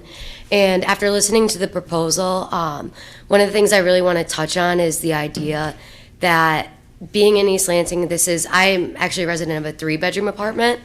And we love the 3-bedroom apartment, but having the idea that we could possibly have a 5-bedroom and something that, I could be in a house with 8 other individuals on campus and I wouldn't be able to get the amenities that I'm getting with the pool and the gym and the sauna, the steam room, and especially the lifestyle, after stated earlier, is completely incomparable to any other thing that exists on our campus. You don't get the wake up at 9 a.m., roll out of bed, go down to the main floor, grab a coffee, grab a breakfast sandwich that was brought in, catered by a vendor across campus. That's just not something that you get anywhere else. So, but yeah, that's just how I feel about the hub, and I think that having this extra addition would be nothing but beneficial to the campus. Thank you. Blue card. You want to ask her a question? Blue card. Oh, ma'am, I'm sorry. Could you grab a blue card with your name and address? Thank you. Yeah. This is still a public hearing. Would anybody else like to speak on this issue? Okay, then we will close the public hearing and bring it back to the council. I'll move approval of the ordinance number 1462 as written. As written. Second. Any second? Second. Which version are we moving? I'm just There is only one version, I think. So the staff recommended version? Yes. Okay. Yes. Great. He said that quietly. He said as recommended. As Okay. recommended, Thank yes. There's a lot of documentation. Hang on a second. Moved by Councilmember Meadows, seconded by Mayor Pro Tem Stevens. Would you like to speak to your motion? Well, I will speak to the motion. I think that from the first time we started to talk about this, it was clear that staff and the developer had two different ideas about what the changes should be with regard to this ordinance. I think there were some early suggestions from the developer that were incorporated into the changes, and they were very common sense. Don't wreck your phone, man. Yep. They're common sense changes, and actually I have a further amendment that I'd like to propose that I think has also been suggested by them that I think is a common sense change. And that would be, I would move a change to 50-793B1, which currently reads, and applies to all the entire area. It says the minimum story height for the first floor is 15 feet as measured by from finished floor to finished floor. It's a reduction in that's the proposal by staff to reduce that, and I would propose that we add this language, except along Grand River Avenue, comma, unless waived by council to accommodate first floor residential uses. So the objective there, and I hope that language actually gets there, would be along Bogue Street to allow a council to waive that height requirement, because as pointed out by them, for residential purposes, you don't need 15-foot ceilings in any residential purpose. So. You have a note on a napkin. Oh, you just have a No, napkin. it's, Okay. it's napkin. It was a spill. Yep. We're cleaning up a spill. I'll second that amendment. Would you like to speak to your amendment? You already did. Any discussion about the amendment? So just as a clarification, that wouldn't be in Grand River because that is still a requirement for retail. Right. And this is more as an aspect of if we see a residential component that we think is a important aspect of a project, something that we want to see, we could waive that. We could waive requirement. the height requirement for that specific For the first floor. residential Yeah, purpose. okay. Okay, all those in favor of the amendment, please say aye. Aye. All opposed? So the ordinance is amended. Now we're back to the main ordinance. Still have comment? I have no further comments on it. I'm satisfied with the staff's recommendations with that one change. Mayor I Pro had. Tem Stevens? So I'm fine to, I don't have any problems with the changes that are being proposed here. I do, again, want to have the conversation on this council about allowing 4-bedroom units in this area. And the major part about this is that we already allow people to live up to 4 people in a unit, but they just tend to be crammed in 2 bedrooms, especially in Cedar Village, East Village area. There are pros and cons to that, and I think our staff could probably outline that better than I can. And there's an argument to be made that it really does assign that it's just going to be student housing if you go for 4 bedrooms. But I think that we do have a component here that East Village is going to be primarily that, and unless we see a significant change in trends, then that is going to be the case. And if we are going to have 4 people live in apartments, maybe having the conversation about them being able to have individual bedrooms is not the worst thing. I myself lived in Cedar Village, 4-person apartment, 2 bedrooms, quite crammed, but I paid fairly similar to what some of the other rates that are being offered in proposed developments are. So I think that it might be a conversation with this council. I don't see a great majority of people on board with that right now in this council, so I won't make the amendment here. But I do want to have that discussion at some point with staff. So. Any other discussions? Well, I will out myself, I guess, as somebody that is also relatively unopposed to 4-bedroom units. I think that we can see that there are certain areas in our town that are just going to be student housing, regardless of what we do to try and push it. And we've tried to push it in a couple of different ways, and I don't think that the results have necessarily improved the outcome. And that if we just can kind of honestly embrace the fact that we are housing students, and that we acknowledge that students have financial limitations, that students have but still an expectation of privacy, that allowing some higher occupied apartments in these areas. I'm not sure I would be willing to go to 25%, although perhaps that's just a matter of the scale of this particular proposal. I'm having a little bit of a difficulty removing the pictures of Hub 2 from the changes that we've been asked to approve. I think when we're talking about buildings of that scale and 25% 4-bedroom units, you are talking about a very large number of 4-bedroom units, and that's maybe not the best way for us to out the gate try out, approving some larger apartments. But in general, I think that, we should be honest with ourselves about what we're building and who wants to live there. And that, although I was not on council previously, I cannot speak to past developments, but then in the future, I think that some number is not unheard of.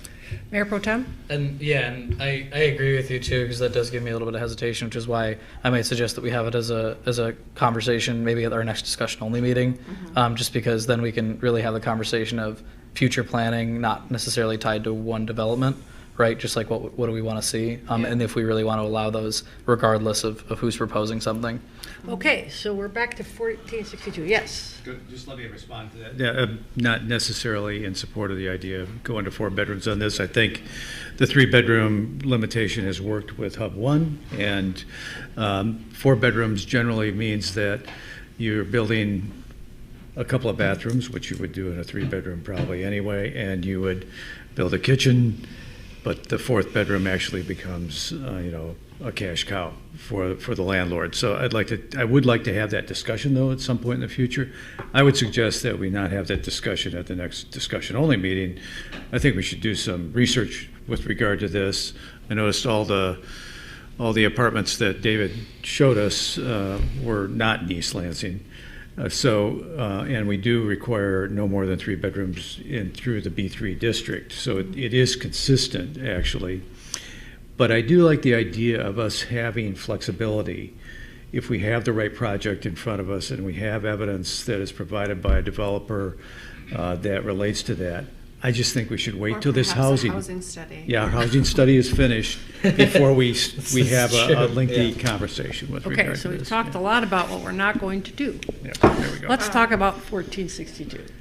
So this would be my first time editing one of these massive things and trying to inject a change into it, so forgive me if I'm inelegant.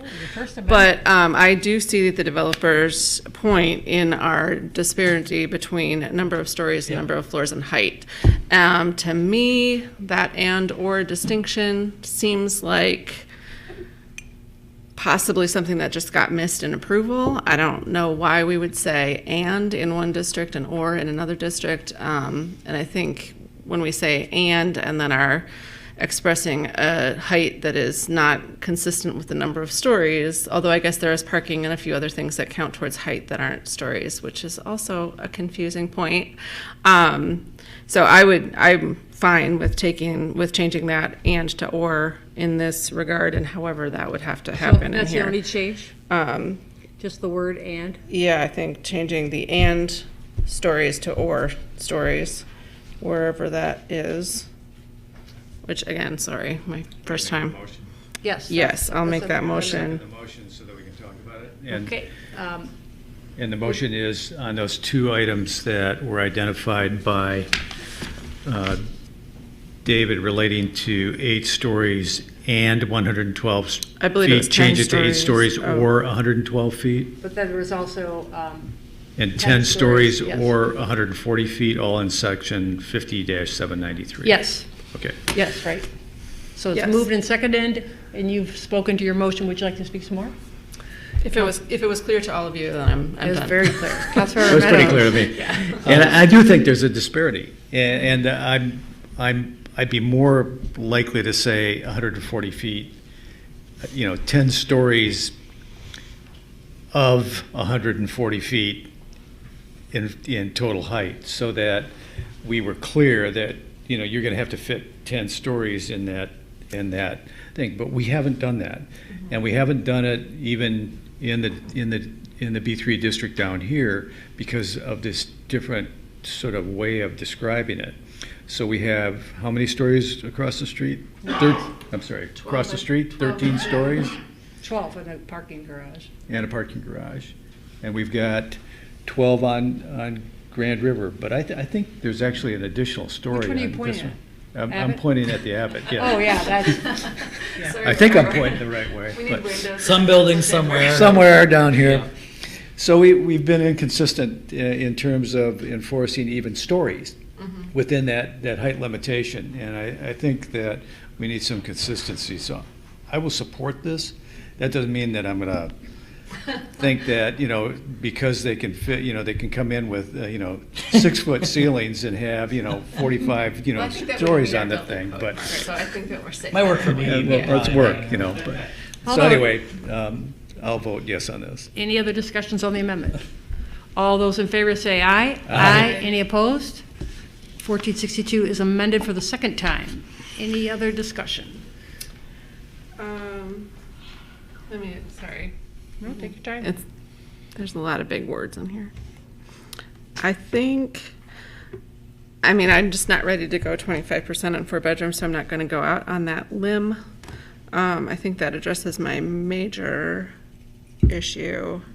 But again, I'm just having a really hard time separating this proposal from this specific project. I think I'm trying to kind of consider what's reasonable for the district outside of what we've been shown. Yeah. And I feel like we're pretty good.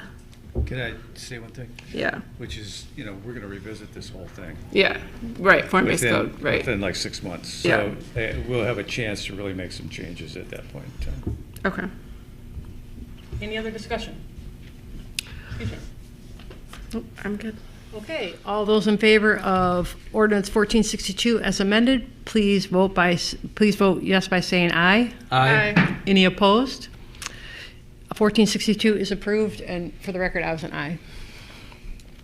Okay, now we go to 5.3, consideration of a site plan and special use permit application from Core Campus Manager, LLC, for the properties at 131, 135, 207, 217, and 227 Bogue Street, to demolish all of the existing buildings on the site and construct a 14-story, 720-unit multifamily development in 2 separate buildings, each at 152 feet tall, including amenities for the residents and structured parking for 400 vehicles.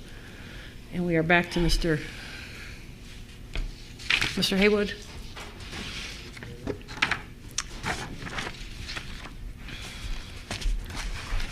George?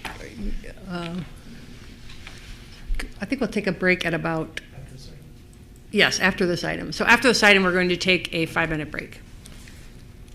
Okay, just really quickly, I wanted to explain that we had some last-minute revisions to this proposal that came in on Tuesday. That was to reduce the floor, reduce it by 1 floor, and change some of the parameters of it. Now that the ordinance has been changed,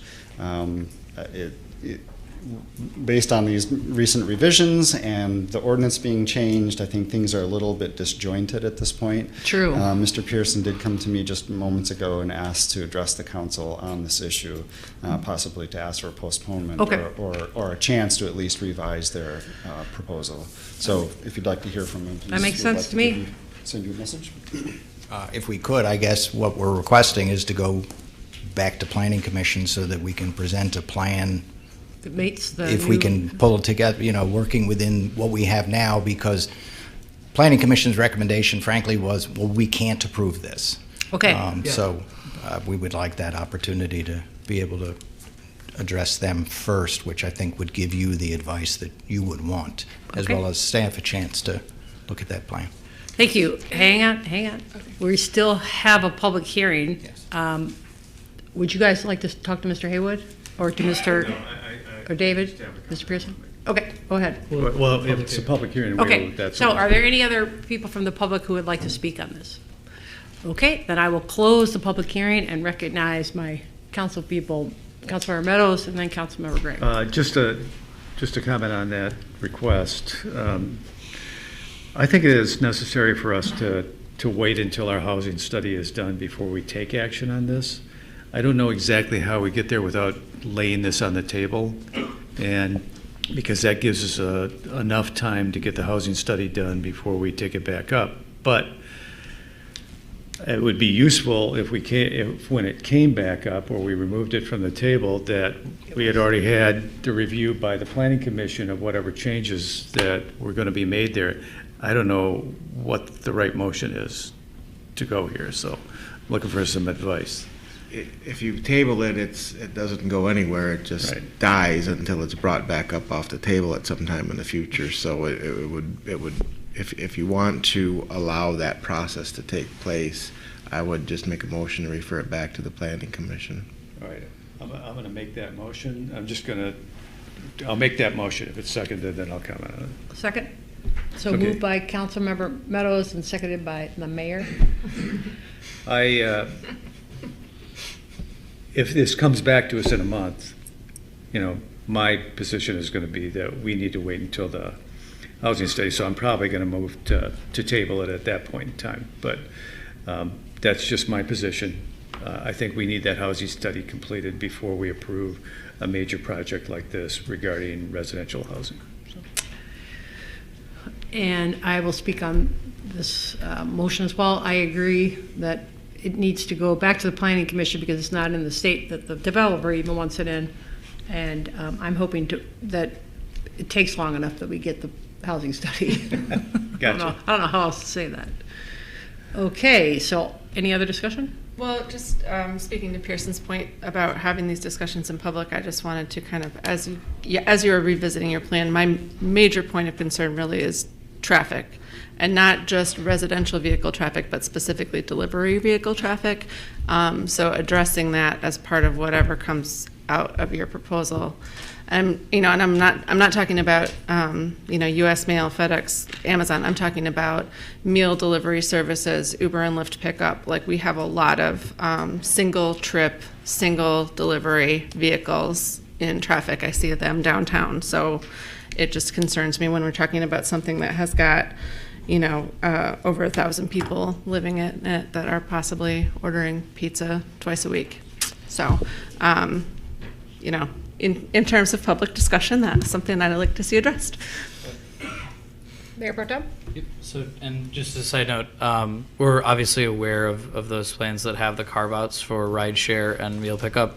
But again, when you're talking about this amount of people, like one spot might not be, the best. There might be a couple more people trying to get an Uber on a Friday night than maybe those spots that you had proposed allow.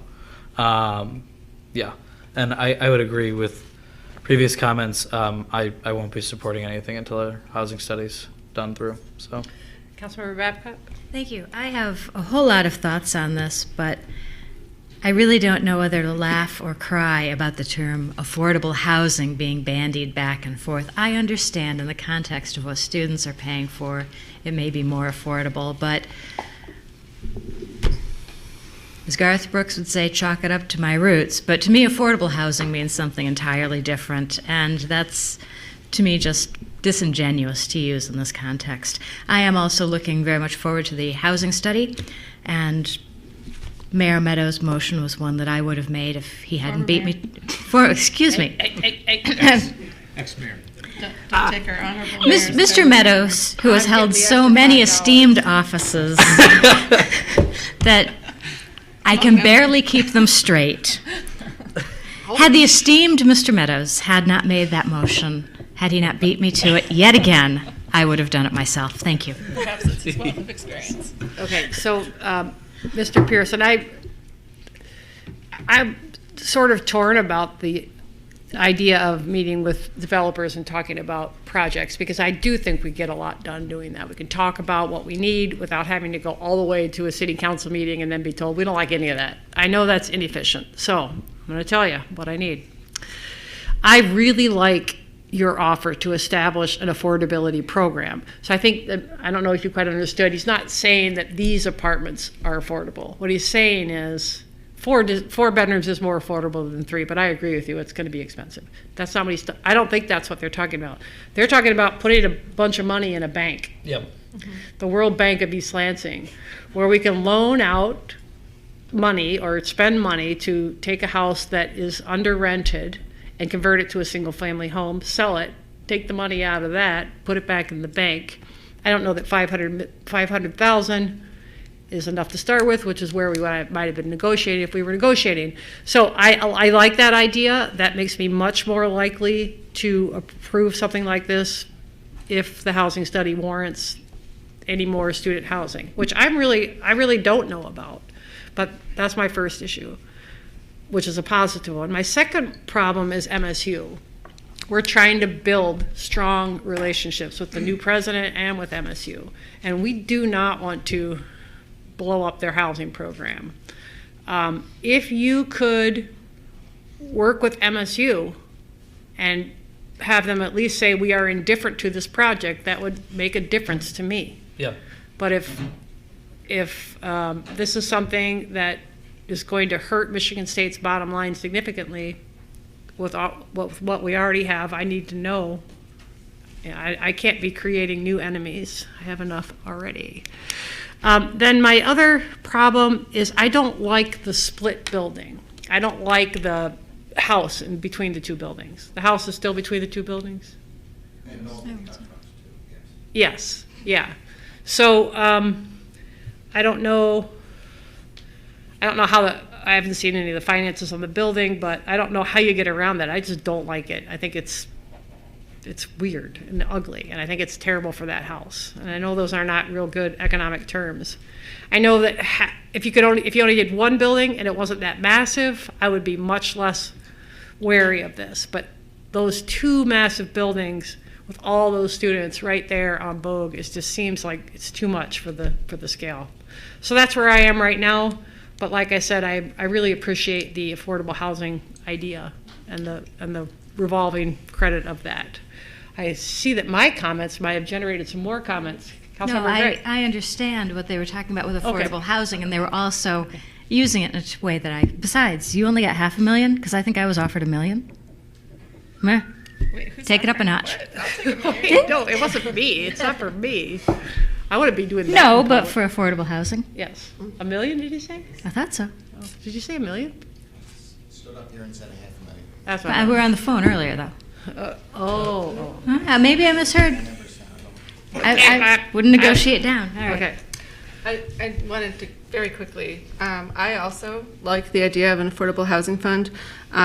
What this triggered in my mind is our percent for art ordinance, and we allow, like, I think our diversity in housing ordinance that we use downtown is inelegant, which I keep saying that this meeting, I got it on my mind apparently. With our percent for art ordinance, we allow developers to use many different paths to satisfy our requirement. So they can produce their own artwork on their own site, they can donate artwork to the city, they can contribute to our art fund. And I think if we are really interested in moving diversity in housing, perhaps opening up some other avenues for people to do that are not just building the type of housing that we want.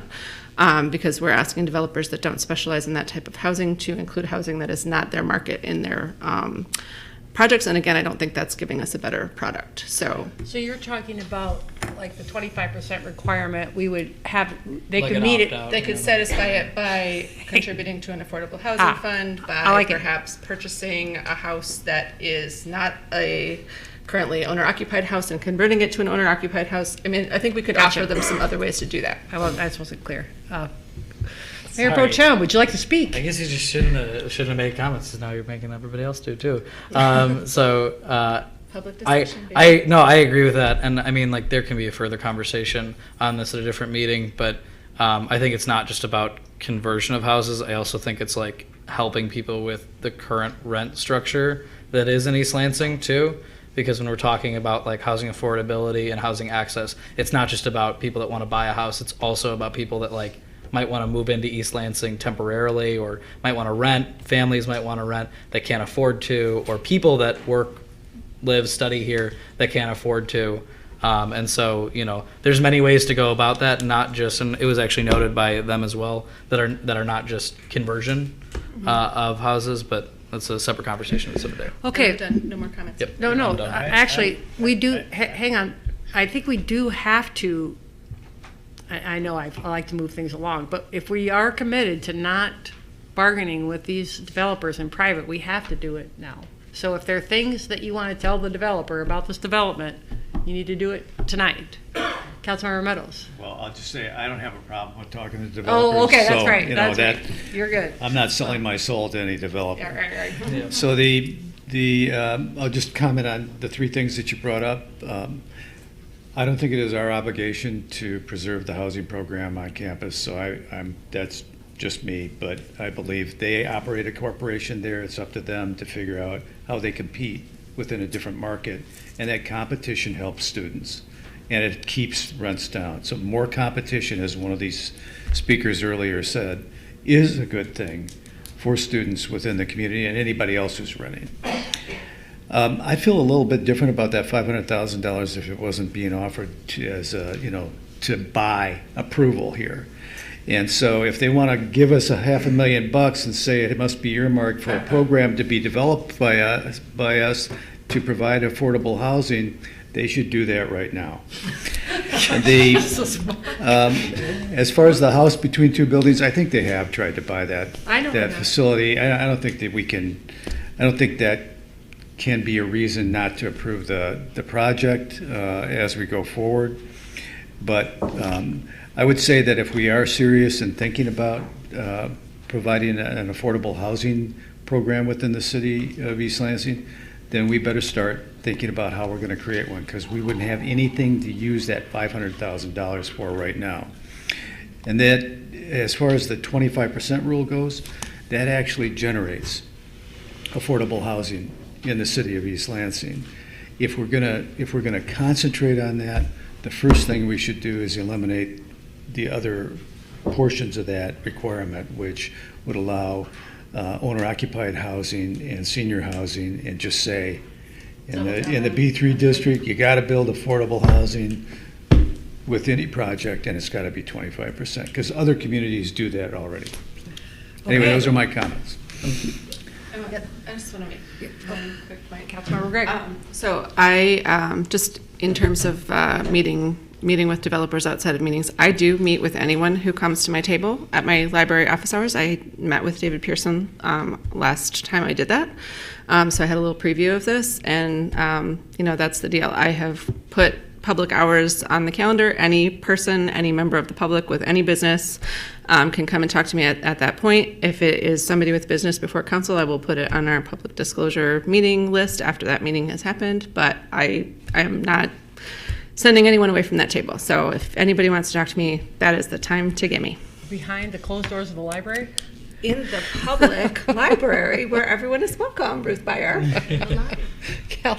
Mayor Pro Tem. Yeah, and just speak a little bit in conflict with Councilmember Meadows. I do think it's our responsibility to work with MSU on this. I think that the mayor and I are probably both in agreement on this, that it's just going to be better for, I think, the East Lansing community if we do have an understanding of where MSU is at on this. It was mentioned before that, there can be requirements that are put on students to live on campus, and I think that if we get into what is a more heated and less cooperative environment between, a housing race, that's, going to be an option. So I think that we really do need to be working across the Grand River in a sense, because they're always going to be a community partner in this. We want to make sure that that's a priority. So when you agree with me, you can say things over and over again. I don't mind. Yeah, it's all good.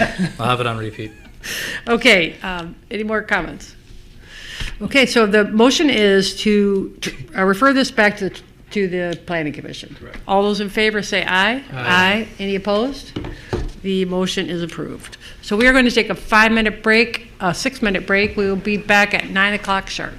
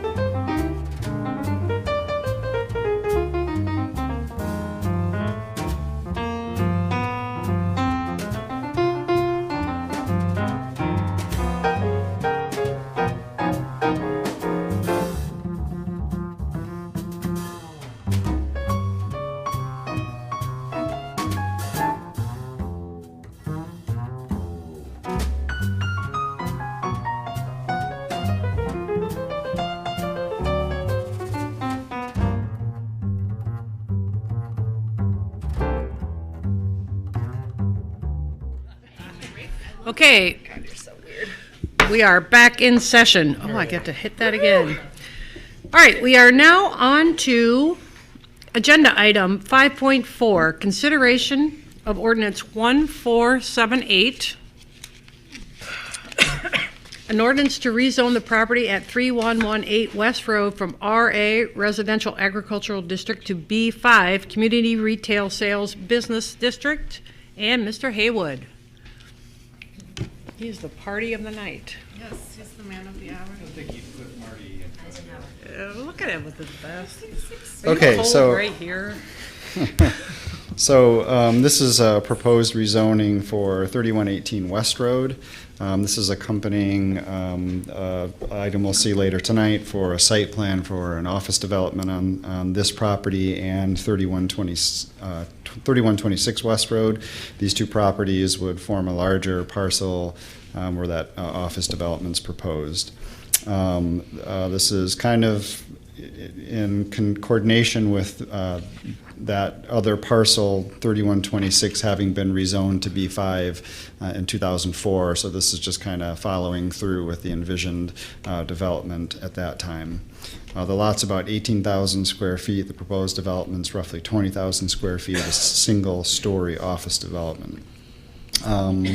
The master plan categorizes this land as C2, which is a broad range of commercial uses and is most analogous to the B5 district. So the proposal is right in line with what the master plan envisions.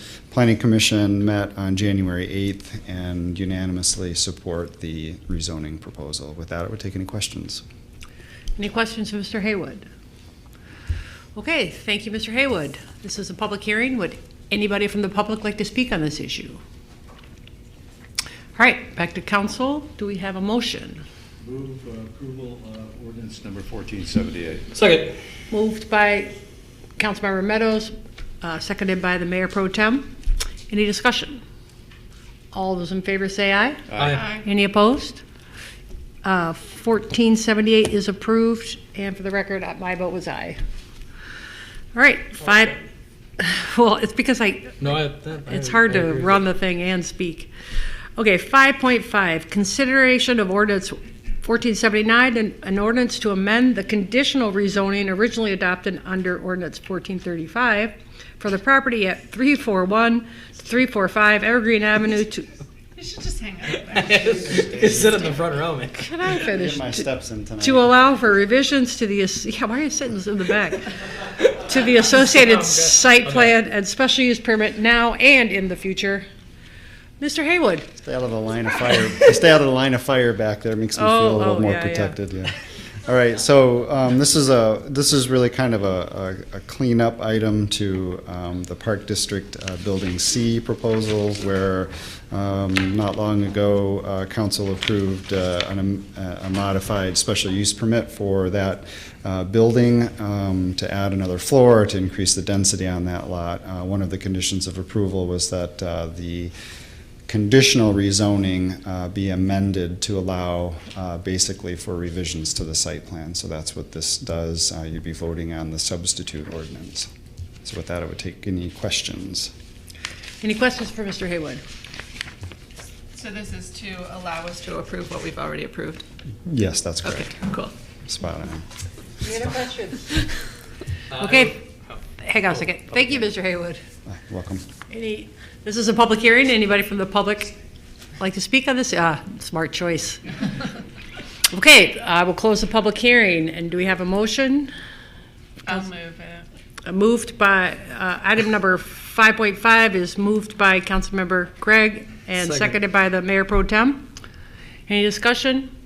All those in favor say aye. Aye. Any opposed? 1479 is adopted, and my vote was aye. All right, now we're moving on to the business agenda. Business item number 6.1, consideration of a site plan application from WREL LLC for the properties at 3118 and 3126 West Road to allow for the construction of a one-story, 20,382 square foot office building. And I think we have a different, oh, nope, David We can switch if you want to. No. This is my last item. find the tab. Yeah. Oh, yes, I hear Mr. Fehrenbach is coming up later. That'll be new. Just grab the chief or. It's just the same, yeah, they're just two versions of the same person.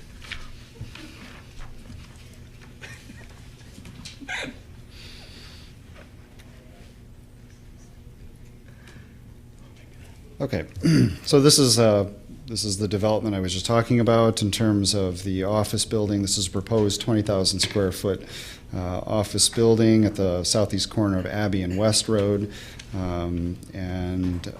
This involves both the 3118 that was just rezoned and the 3126 lot. These will be combined.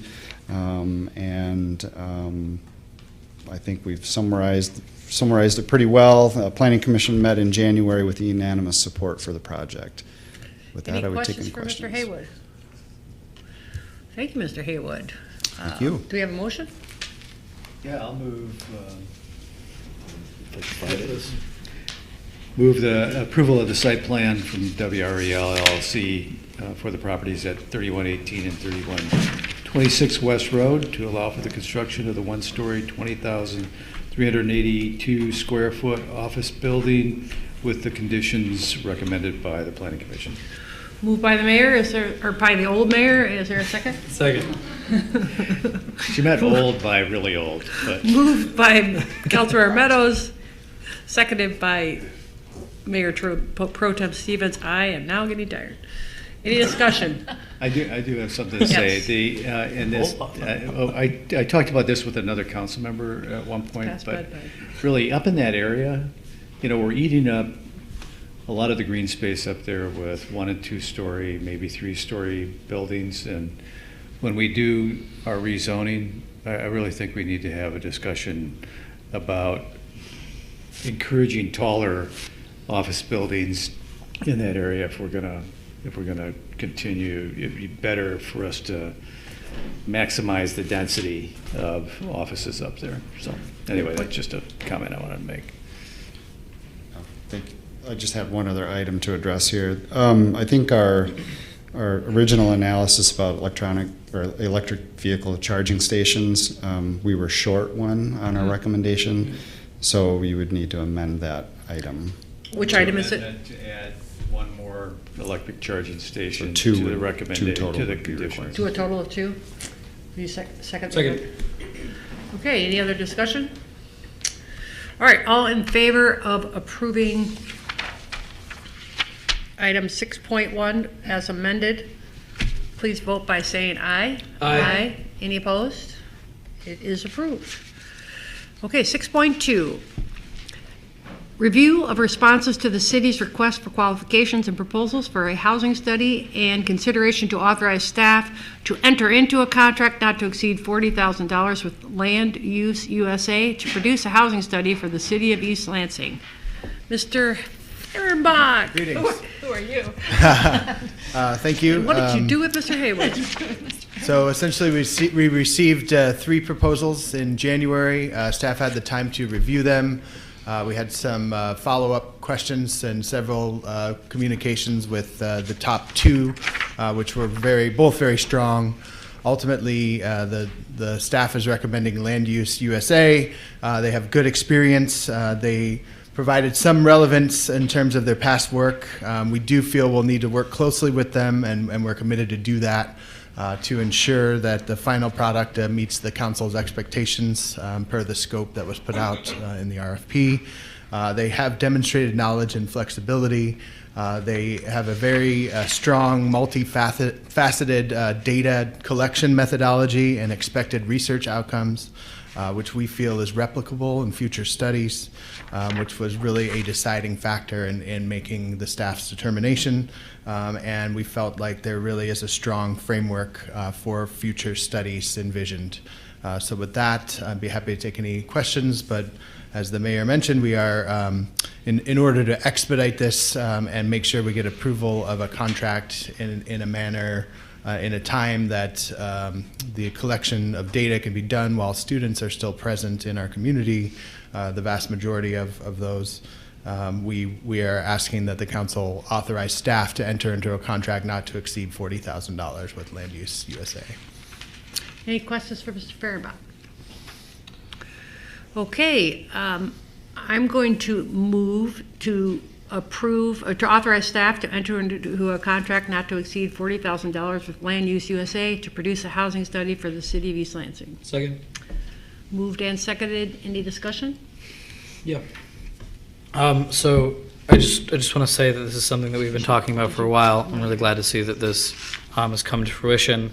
I think that I read through some of their actions, and I was interested to see some of the notes on focusing on improvements to houses rather than even the housing stock itself, which was an interesting note. I do definitely think that if we're going to be talking about maybe even lessening that requirement and just doing it in our downtown district to just have affordable housing rather than 55 and older, they did make a note that they specifically were going to look into 55 and older in our downtown. So if that's not this council's intention, then that might not be. They might want to look at viability of that rather than how we can accomplish it. But either way, I mean, this is a really good thing. We've needed this for a long time. We need to know what our saturation rate is, if we've reached it on student housing, and we need to know what our goals are on affordable housing. So really happy that this is going through, and I think it's going to give us a lot of good information going forward when we consider developments in the future. Councilmember Babcock. Thank you. I'm looking forward to having the housing study. I think this is something that we've needed for some time, and I think it will be extremely helpful to us, certainly helpful to me as a new council member. Thank you.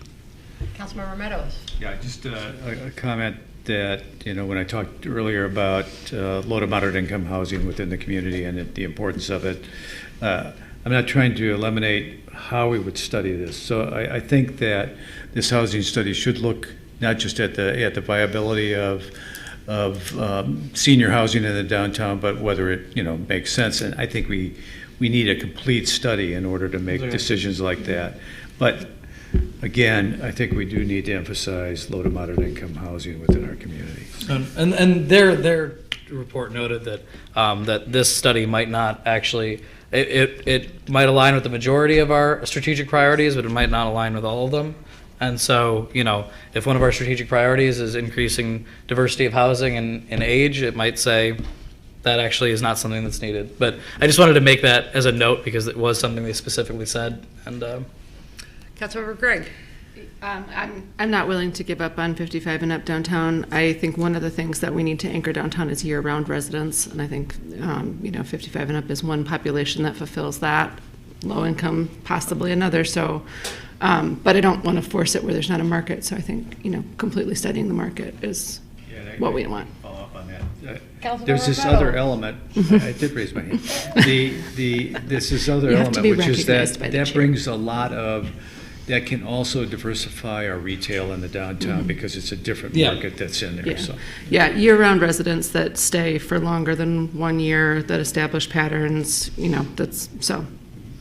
Owner occupied would be my preference, but looks like we're not going to get that. So anyway, I have I am also impressed and cautiously optimistic about getting some good information back from this, and I'm excited that we're taking this step. Okay, all those in favor of the motion, please say aye. Aye. Aye. Any opposed? I forgot to say aye, but I was an aye.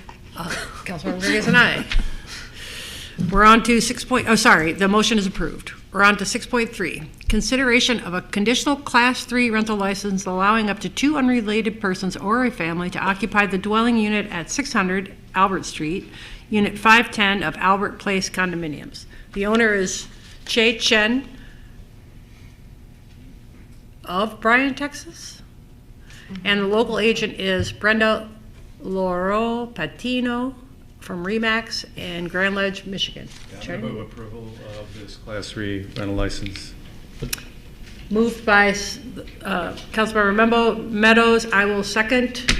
Yeah, if I could just comment on it. I asked that this be delayed so that I get more information. We received the information in the report that Annette had, and I'm perfectly satisfied with this at this point in time. Particularly excited about the fact that the condominium association looks like they're headed towards reducing the number of rental units that are in here or even the permissions for them. So I'm happy with it. Any other questions, comments?